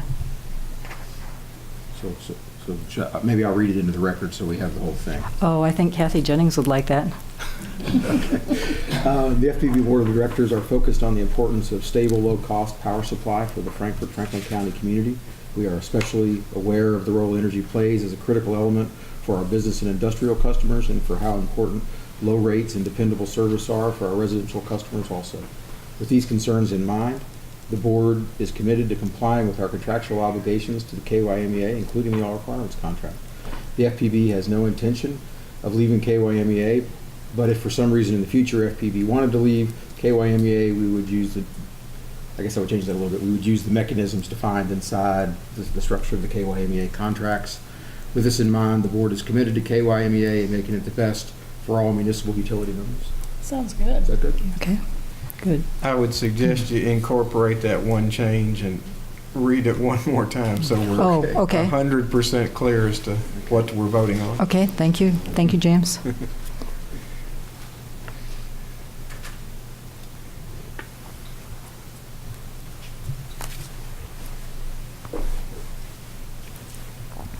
So basically, we're just taking that out, and we'll give this to Kathy. Just so we're saying mechanisms by the contract, just to be more concise. Okay. Yeah. And we'll add the sentence on there.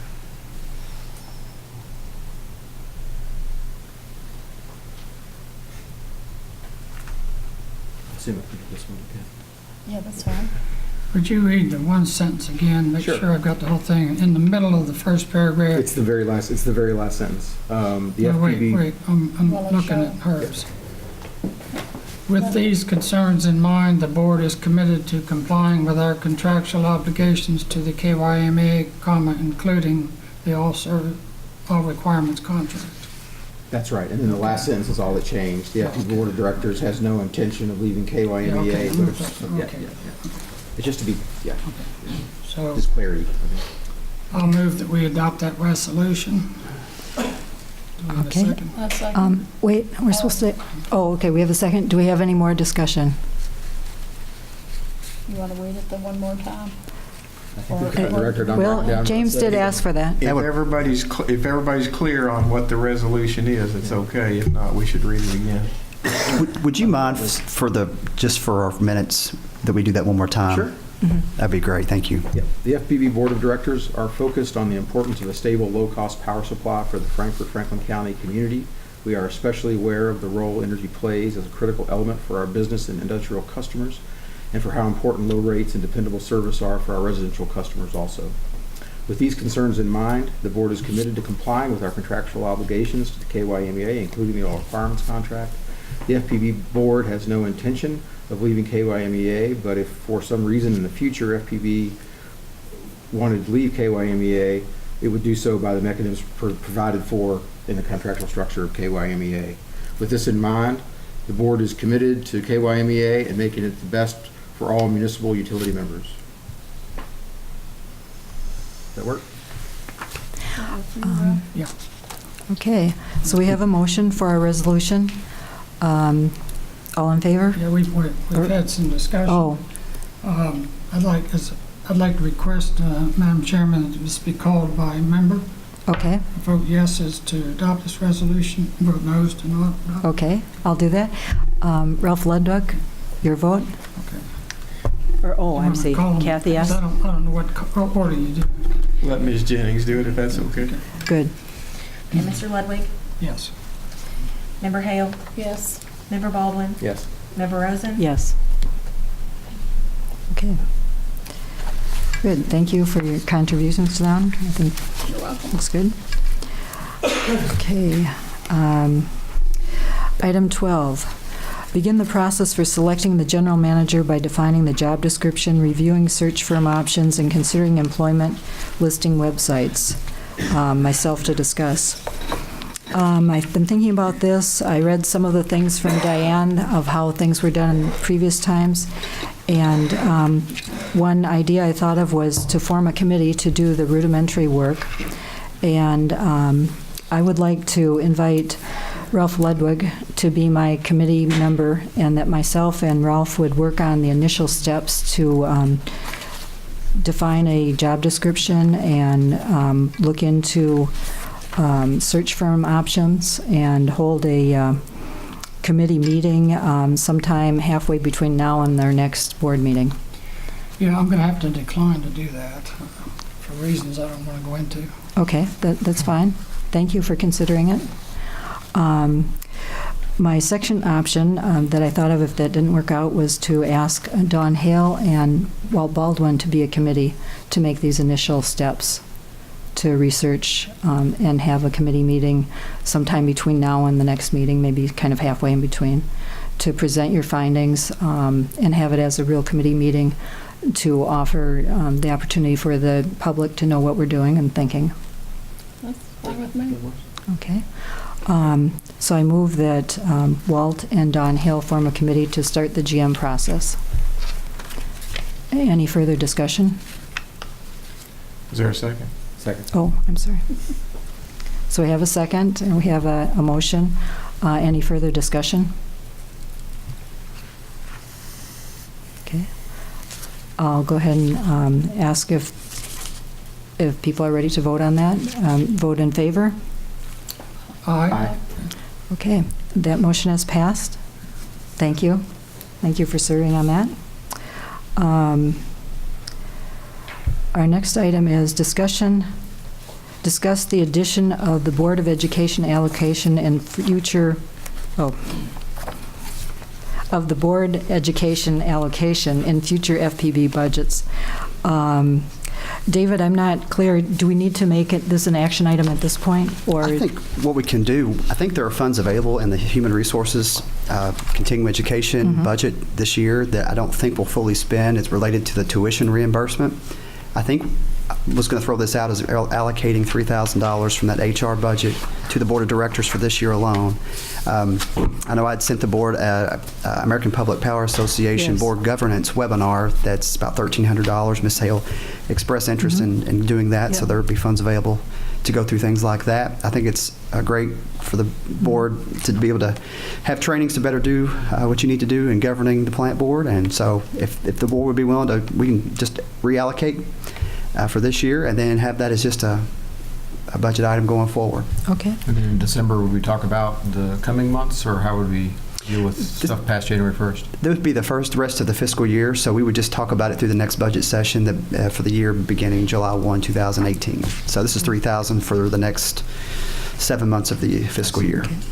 And I know Dawn was interested in that PPA program. I am kind of, but not right now. There's too much going on for me, but sure. You can advise me if it's worth it. Okay, great. Okay.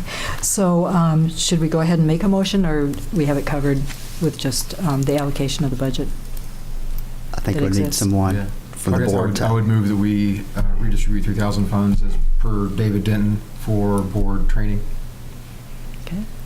Do we have a second? Second. Okay, thank you. Any further discussion?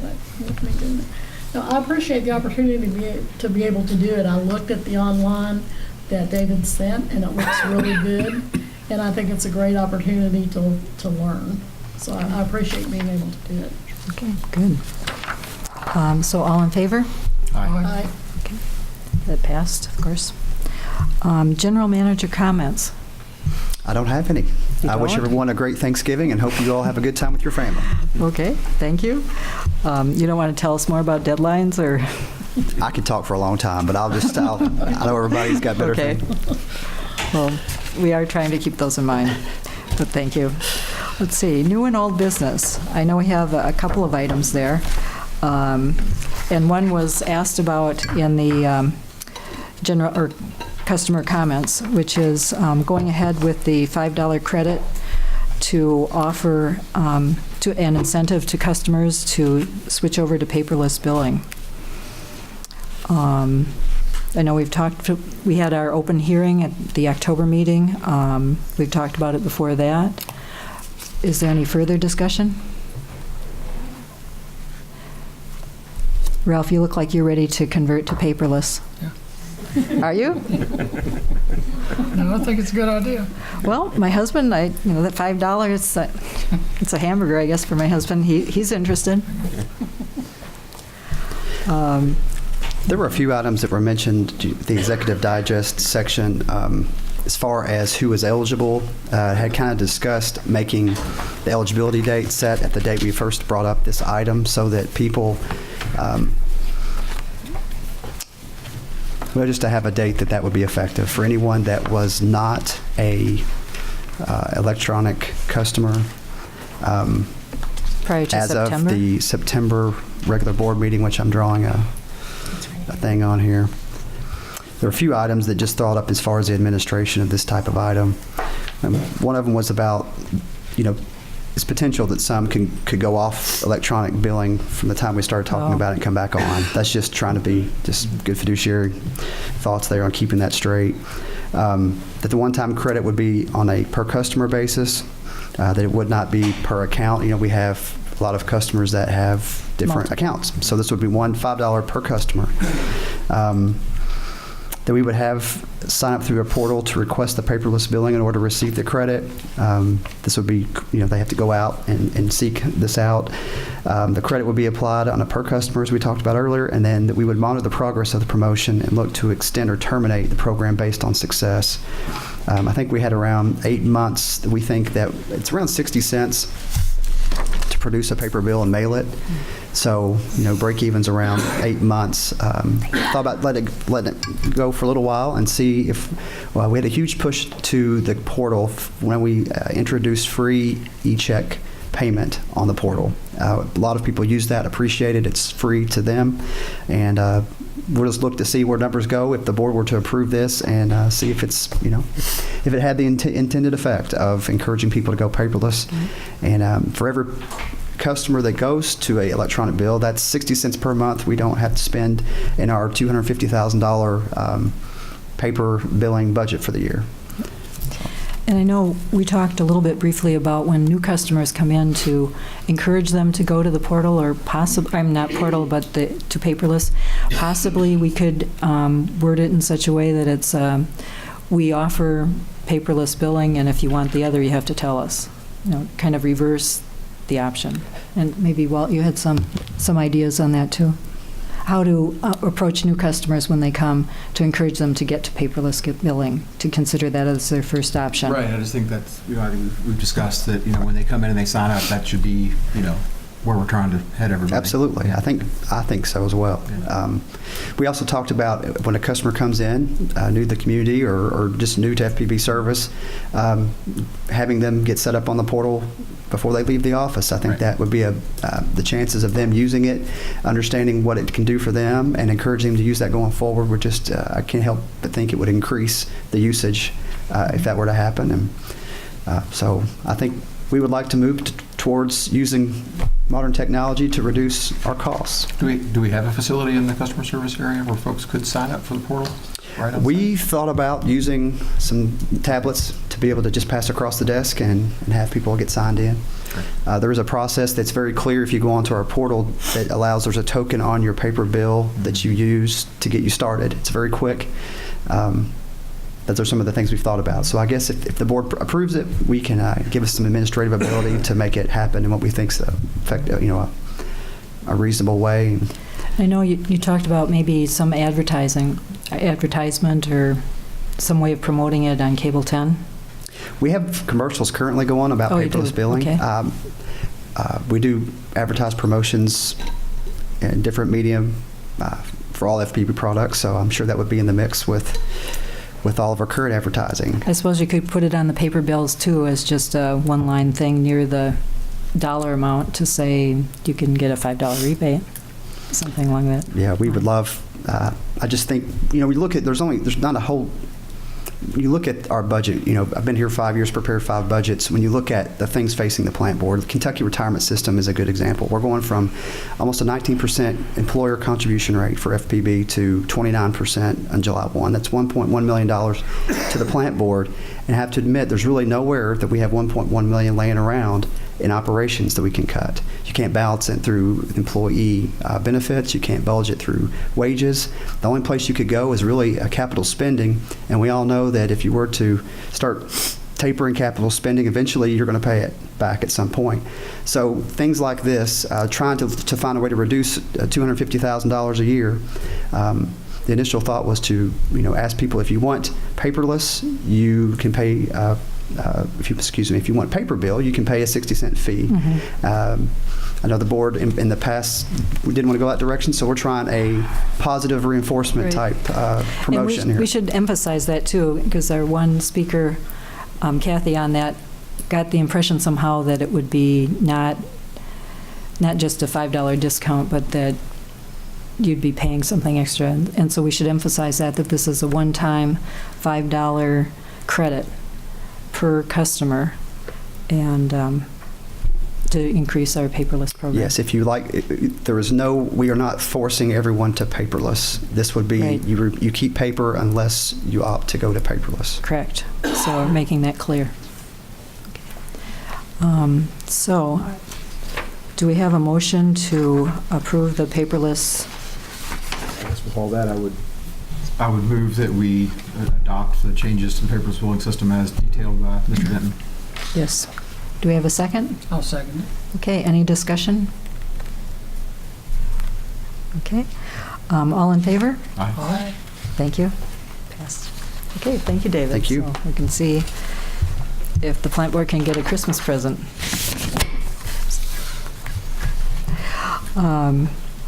Let's see, did we have any other, I guess I have one more item for new and old business, or old and new business. Does anyone else have one? I do. Okay, go ahead, Don. A couple, actually. Several weeks ago, we got an email from David saying that he would like to have a contract for Adam Hellard, along the same lines as the contract for he and Christina. And so I would like to make a motion for Adam Hellard to be able to have a contract along the same lines as David and Katrina, stating that he can go back to his previous position when we hire the permanent assistant GM for telecom. And if there's an increase in salary, I don't know if you all have done that or not, but to state that in the contract. Okay. So, James, I think to discuss this, we have to have a second, and then we can discuss it. Yes. Is there a second? I'll second it. Okay. I've been thinking about this and kind of perplexed because I know from my understanding of the board that the only person that the board is directly responsible to is the general manager. And that I asked James to check any precedents as to whether this has ever been done before, because it's kind of, in a way, could be perceived as micromanaging the staff by having a contract that goes beyond specifically the contract for the general manager. So, James, can you add anything that I might have missed there? No, what you said is accurate. We have not had written employment contracts with anybody but the general manager in the past. This is obviously a unique set of circumstances, and it's up to the board. And the difference would be this type of contract would have a expire when certain circumstances took place, as opposed to an open-ended contract. But so I don't see any negative to it. It's just up to the board as to whether they want to do it under this set of circumstances. Is there anything in the KRS that precludes that you could do something like this? Like, that we do have the relationship with the GM, but it doesn't go farther than that. So is that... I'm not aware of anything that would legally prevent the board from doing it if they think it's appropriate under the circumstances. I don't think you're setting any type of precedent for the future if that's the concern. Because, again, this is a unique set of circumstances where we have some people holding interim positions, and we know that those positions will expire when certain things take place. Is Adam functioning in that capacity now? Yes, sir, he is. So it Yes. just would be really a matter of pay. The board passed a motion allowing the interim GM to make that appointment, and I want to be clear on what that motion said, that the person appointed by the interim GM would serve at a salary which the interim GM and the HR director deem appropriate.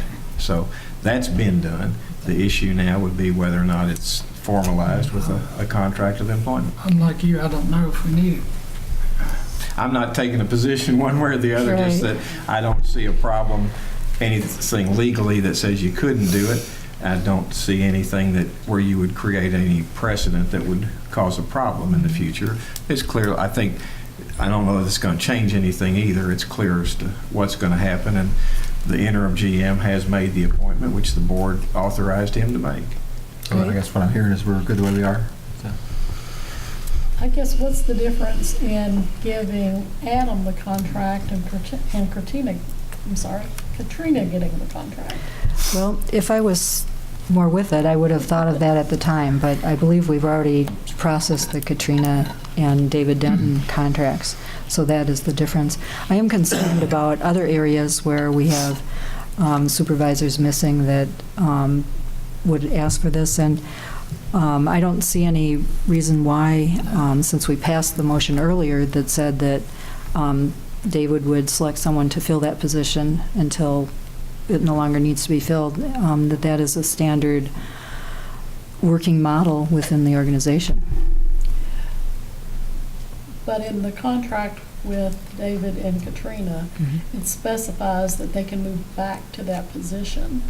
And I don't think within the motion that we made giving David the authority to put someone in that position, it doesn't specify that he can move back to his previous position. But wouldn't that be up to David to make that decision? I think I received the employment agreement and signed it today, and it is very, I just think we're in a unique time, and I think for Adam, I appreciate the same extended to him, that he can just know, he can go back to the job he loved and did before, and there'll be no problems. It does say that it'll end whenever the board chooses, or I should say in that position, that would be, I'm not sure exactly the mechanism for hiring an assistant GM, but that whenever that's filled, he can go back to his old job. This is not a probationary period for any of us. This is just doing our best to serve the board the best we can in this unique time. I don't see any issue with it, and that's why I asked. I think if we're extending that to Katrina, I'm not officially, it's the interim general manager, just extending the same courtesy to him. Was the original reason for the request. Let's see. James, did you want to add anything more? No, again, I don't see a problem one way or the other, and especially with what Mr. Denton said, but it's up to the board as basically if you want a formal contract or to leave it where it is. But I think you've got a motion before you now and the motion is to provide a contract to Mr. Hillard. Okay. So we have a motion, and do we have a second? Yes, I second. Oh, okay. So we're in discussion. Is there any further discussion? Ralph, from your experience being the chair, do you have any comments to make? I go either way on this. I mean, I can see both sides of it, but I would like Adam to have some assurance that his job will be kept there, that he can return to it. That's a point that I think is pretty important. Okay. Well, essentially, that's all up to David, and why would it not be available? What if there was some reorganization or I don't know. I just think it gives him a feeling of confidence that he's got a job to go back to. And Mr. Hellard's situation is slightly different because the board also passed the motion saying that the new GM will appoint a new assistant GM and superintendent of telecom. So, and at that point, Mr. Hellard would revert to his previous job. So the circumstances are slightly different. You mean that we did pass a motion that said was in that? What we passed already? Is Yes, that okay? yes. So Well, I think we're okay. So it's Yeah. I mean, it seems like we've done everything we need to do, I think. Okay, so we have a motion, we've had discussion. We should call for a vote. All those in favor of working out the contract with James would vote yes. All those opposed would vote no. All those in favor? Aye. So we have Dawn. Anyone else? Okay, all those not in favor of the motion? No, I don't think it's I don't think we needed. need it. I don't think Oh, it's okay, necessary. so the motion did not pass. Thank you. I have one more thing. Oh, please go ahead. Okay. And this is sort of in conjunction with the resolution that we passed. You know, since we passed the resolution stating very clearly that we have no intention of leaving KYMEA, I'd like to amend the contract with Reed Smith to eliminate the request to advise on available exit paths for the AR contract and interlocal agreement. The estimated fees for this was $10,000 to $15,000, so this would bring the total amount down to, say, roughly $40,000 if we eliminated that request to for an exit path. Okay. Do we have a second? I'll second it. Okay. Discussion on this. In the resolution that we just passed, it does say that we, at some point, might choose to take an exit path, and so to have the knowledge of how to do that is what Reed Smith is defining. So in our resolution, we did not claim that we would never make that option, so having the information collected all at one time makes sense to me. Yeah, I would agree. I think it's part of, understanding the contract and understanding where we're going. Again, there was never any intention there to breach the contract or to not use the terms of the contract. All this is about understanding the mechanisms in the contract. Has there been any work performed on the agreement to this point? Yes, we started them right after the last meeting. Yep, when James came back from vacation. Gotcha. So that would have been October, 21st? Was that Monday? I'm not sure. Yeah. Oh, I have it Does the down. board approve the work as a group, or is there one or more members working on it? Because I just was trying to understand. When I get the invoice, I like to be aware of what work has been requested so that we can properly approve the invoice. Yeah, the three of us have been coordinating the meetings and. Okay, so there's been communication and work started. But Okay. not with Great. the rest of the board. Well, no, just the three of us, meaning, Yeah, the original motion was for the work to be coordinated by the board attorney. so board attorney, Walt and I. So what has been coordinated? I am not Just, coordinating. we set up the original meetings, and this was, I guess that's going back to the discussion with E3, and which the legal portion is part of. Yeah, James has, awarded the contract or kicked off that work and notified, and then we have scheduled the start-off meeting with that, the kickoff meeting with that. James was on those. Right, that was October 23rd. Yeah, okay. And I did coordinate the letter of engagement, and I had to communicate something back to the law firm just so we were clear on that. So I have done that much. And so to answer your question, David, Walt has been the main contact. I attended one phone conversation. And so they are proceeding. Okay. They're very aware of our $50,000 limit. But certainly all members of the board can certainly participate in it. There's no exclusions or anything like that. But only no more than two at one time, correct? Well, I guess if you're going to If you have more, it's a meeting. together, yeah, we'd probably have to think about that. Could I possibly, as a general manager, be involved in communications with Reed Smith to be able to understand what we're asking for from them? And so when I do get those invoices, to have a better feel, I need to improve invoices for 10,000 or above, or even maybe some below that. Well, we are following the basic structure that we had in the original motion of those 3 different areas and how much money is spent in each of those areas. Would there be anything else to add? I mean, I'm privy to a lot of private information. I'd be happy to, I'd keep all that sensitive, of course, but just a suggestion. It would be nice to know what's going on with it. Yeah, and I think as soon as we start seeing any work product for them, we can certainly share that with, everybody. There's no reason not to. Do they receive their information from, are we sending, have they got all documents that we have a KYMEA already? They have them in their hand? Right, we did it the same way we did it with the E3 process. When we awarded it, we sent them all the documents, and this is kind of where it's sitting. Okay. I guess maybe I'm just being dense, but if we're going to use the language of the contract to leave it if we ever need to, then why do we need more expertise on how to leave the contract? Okay. Well, yeah, we use the mechanism of the contract, but it's a little bit unclear because there's the interlocal agreement, there's the all requirements agreement, and they're the power purchase agreements. So to understand the whole mechanism to depart is more complex. Would you anything? Yeah, and part of what I think came out of the E3 analysis is that there's some ambiguity between the way the interlocal is written and the way the ARs are written.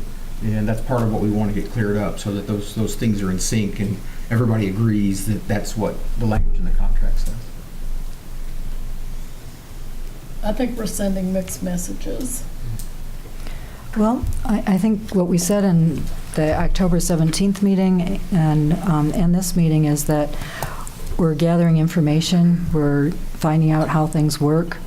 We are nowhere near any concept like exiting the contract. We're trying to find out the correct legal information.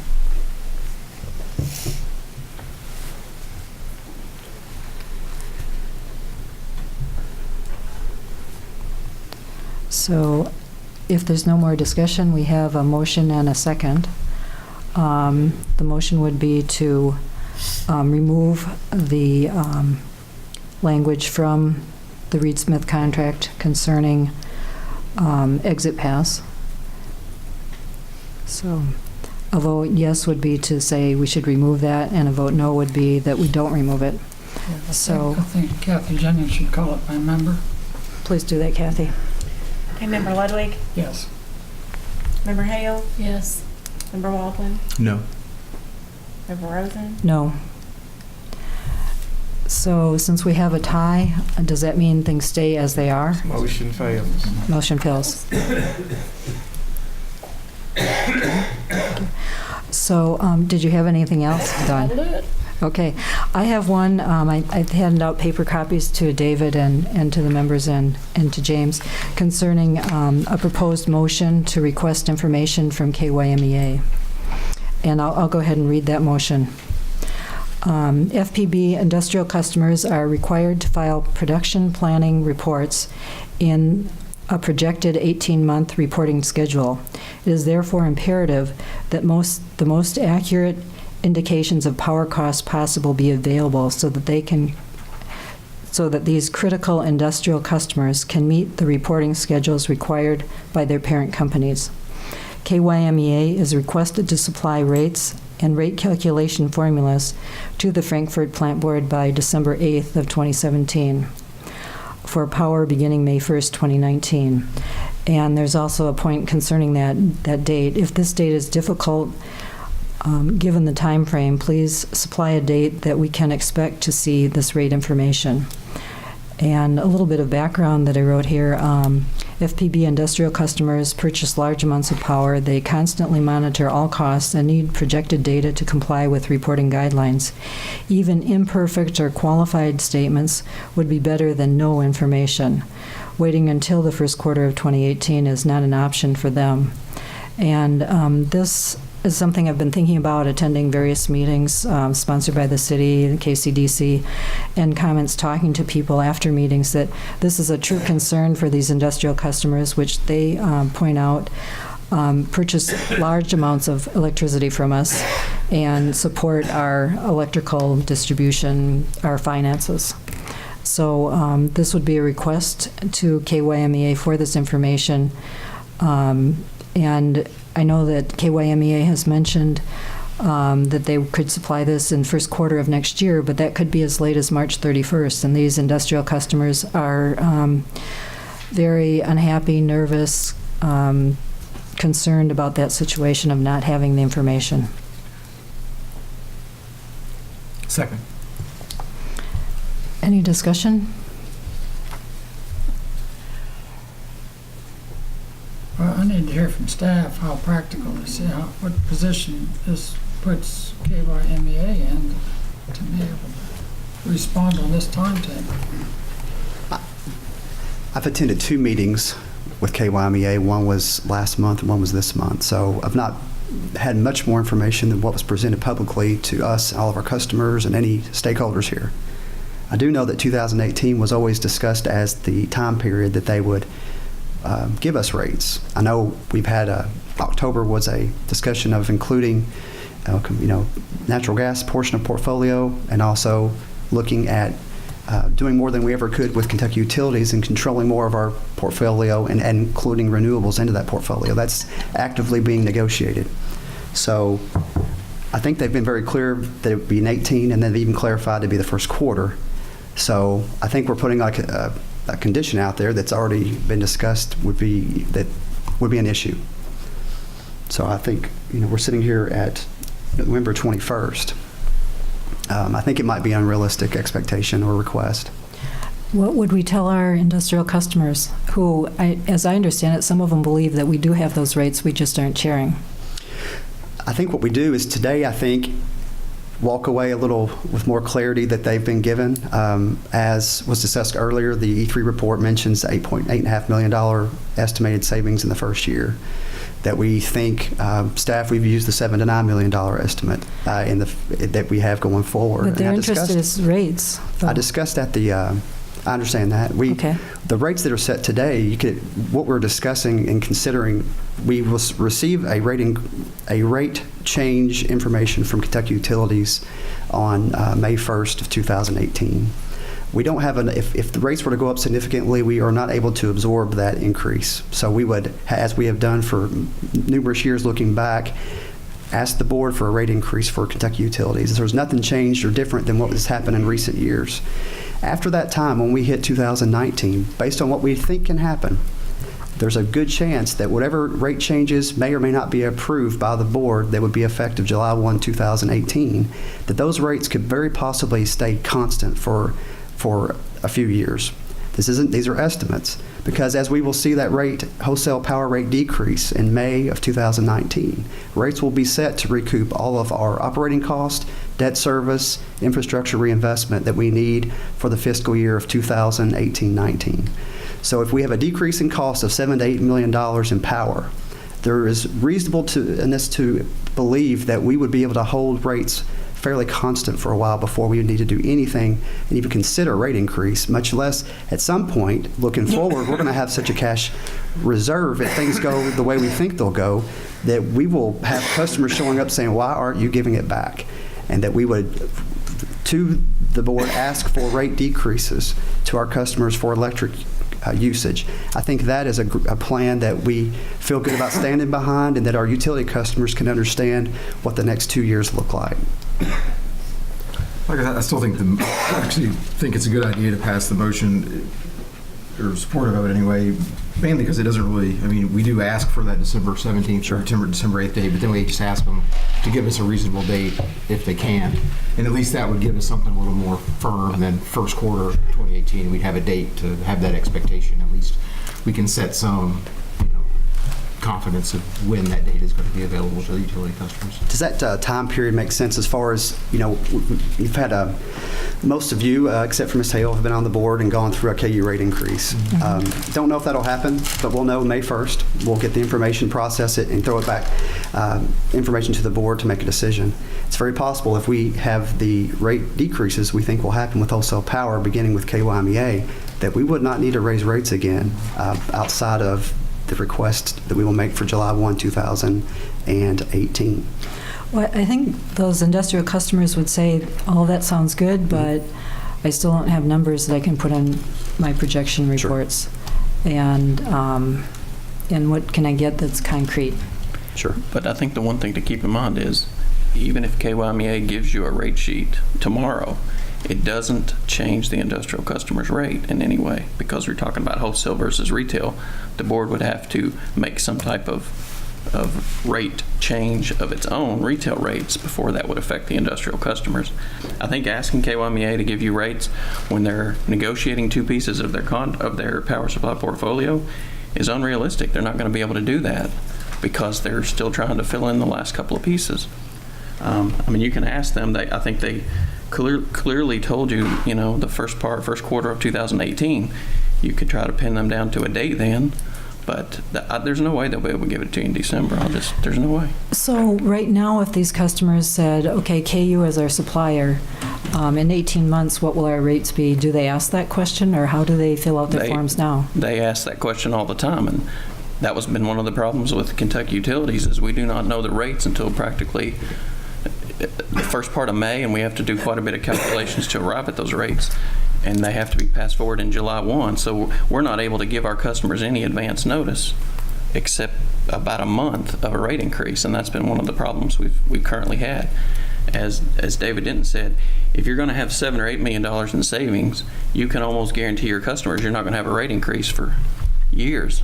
So that's some assurance to your customers. I think, E3's report, as well as KYMEA, the numbers they've given clearly indicate the current power supply situation with KYMEA will be cheaper. So I think that's a good assertion to be able to make to your customers, that you're not going to have to raise rates on electric after May of 2019. But as far as getting them to give you a rate sheet before they even have the portfolio fully finished, I don't see how technically they could possibly do that. And even if they provide you a mechanism to give that to the industrial customers, really doesn't answer anything for them. It doesn't give them any information, because your rates that you charge them as the Frankfort Plant Board is what affects their rates. I think they're wanting to know they're going to have long-term stable rates and not see what we've seen for the past 10 years, which is 1 year it's 10%, 1 year it's 5%. That's been very difficult for our customers, including the state government, to try to budget for. So that, in my opinion, that goes away in 2019 completely, that ambiguity. But I just don't see any way you're going to be able to, KYMEA is going to be able to give you that information in December. Well, one thing that confused me about what you said was, we do have a portfolio to start out with for at least the first 3 years. Don't we have a full portfolio during that time frame from 2019 to 2022? We do. I don't know if it depends on what they do for the renewable parts. Again, I'm not privy to all their negotiations, but sure, they don't have all those things completely lined out. So that was one of the issues we had previously. Right, but none of those would initiate before 2022. And what about the method of rate calculation? I mean, is that already defined and just hasn't been shared yet, or do we have some sense of what components go into the rate structure that wouldn't necessarily be dependent on any individual PPA or the raw material costs, the raw energy costs? Majority of of course, wholesale power purchase, or the contracts you have to get the power, is going to be by far the most significant piece. You have to have an organization, pretty small organization, considering how large it will be as far as dollar figures, to be able to function. So you need to pay the administrative cost. You also need to look at the organization doesn't need to run on a paper-thin cash balance. So there is going to be some rates set to build up enough to be comfortable with enough cash on hand, to not run razor thin. But for the most part, you're looking at, power is the big piece. One of the pieces still outstanding is Frankfort has not agreed on the SEPA portion of it, so that part is still in limbo, I believe, on our side of it. So there's still things outgoing. I mean, you still have determinations on some administration costs. I would think a component would be fuel adjustment, which is currently what we do have. But again, those things need to be nailed down. But I've never seen any formulas or anything laid out that they absolutely have it set. Nothing. I've never seen anything close to that. I think they're still working on those kind of concepts. Yeah. Our industrial customers will not receive a bill from KYMEA. They'll receive it as they do today from Frankfort Plant Board. And the rates that this board sets will be the rates that they will pay. And I think in my statements earlier have given them assurance based on what we feel and what we see that we have a unknown KU rate increase or rate change coming in May. We'll know in May, effective July 1 of 2018. And if things go to plan, that might be the last one we have for a long time. My understanding of what I've heard from industrial customers is, if they thought we were staying with KYMEA and that was we were confident in that, and that's what we were going to do, we shouldn't need rate increases. That gives them the stability they need to know going forward, as well as state government. I think that answers a lot of their questions, but. Well, I guess I still think it's really important that we try to provide as much, information there as we can. And I'm certainly, sensitive to December 8th being right around the corner. So I guess if I could suggest maybe a modification to the motion, just that we ask them to give us a hard date instead of just first quarter. Mm-hmm. Because today I take, the first quarter is March 31st, 2018, so it'd be before that day or before is the way I understand it today. And just give us, them to come back and give us a hard date when they expect to have those rate calculations and those numbers to us. Right. And I think they understand that all of the members would really like to have those as soon as possible. And so that we could do, a question to them to ask that specifically. And that would also maybe help our industrial customers that we're concerned for them to get that information, so that we're asking for a specific date. So the amended motion is just to ask them if they could indicate a date by which they think they can give us this information. Yep. Okay. I don't want to put them in an unreasonable situation, and it just for the reasons explained a few minutes ago. Remember, we got this KU thing coming around in May again. That's bigger and ponderable than. That's something to worry about there. I'm not so worried about after that. I don't see what difference it makes what the KYMEA rate is when it's the plant board that's making the rate for our industrial customers. So regardless of the date that they give us or what rate they give us is immaterial because we're the one that sets their rate. Well, we start with that information, though. It's our biggest single expense as a utility is buying that electricity, so we start with that as the basis for the calculation. Would you agree with that, David?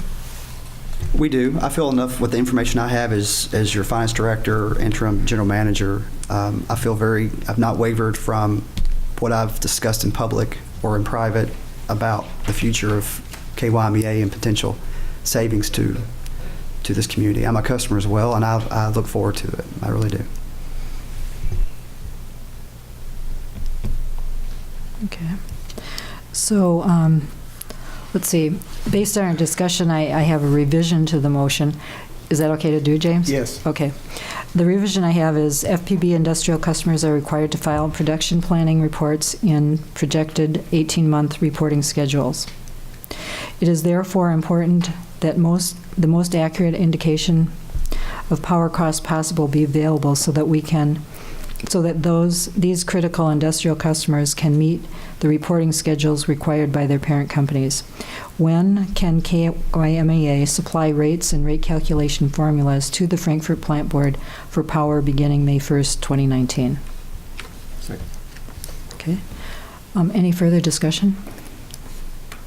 So it's basically a paragraph with a little bit of background saying when can we actually have those rates.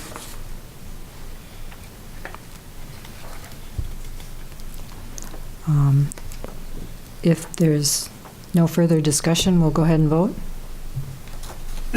All in favor of this proposed motion? Aye. No. Okay. So, and I'm an aye also, so it's 2 versus 2. And that would mean it failed. That's Okay. correct. Okay. Let's see, is there any reason to have a closed-door session? I think we have a very brief report on a couple legal matters. Okay. Okay. Before we go into that, I want to again thank David Denton for being willing to become our interim general manager. So you've been at it now for about a month, been through the cycle once, and I commend you on undertaking this task and the job you're doing, David. Thank you very much. I appreciate it. I also, appreciate the board's trust that you put in me, and thank you very much. Okay. I move that we go into closed session. Discuss litigation. Yeah, to discuss, Genesco pump station. okay, to discuss litigation on the Genesco pump station. Thank you. All in favor? Okay. Aye. Okay, I know it's.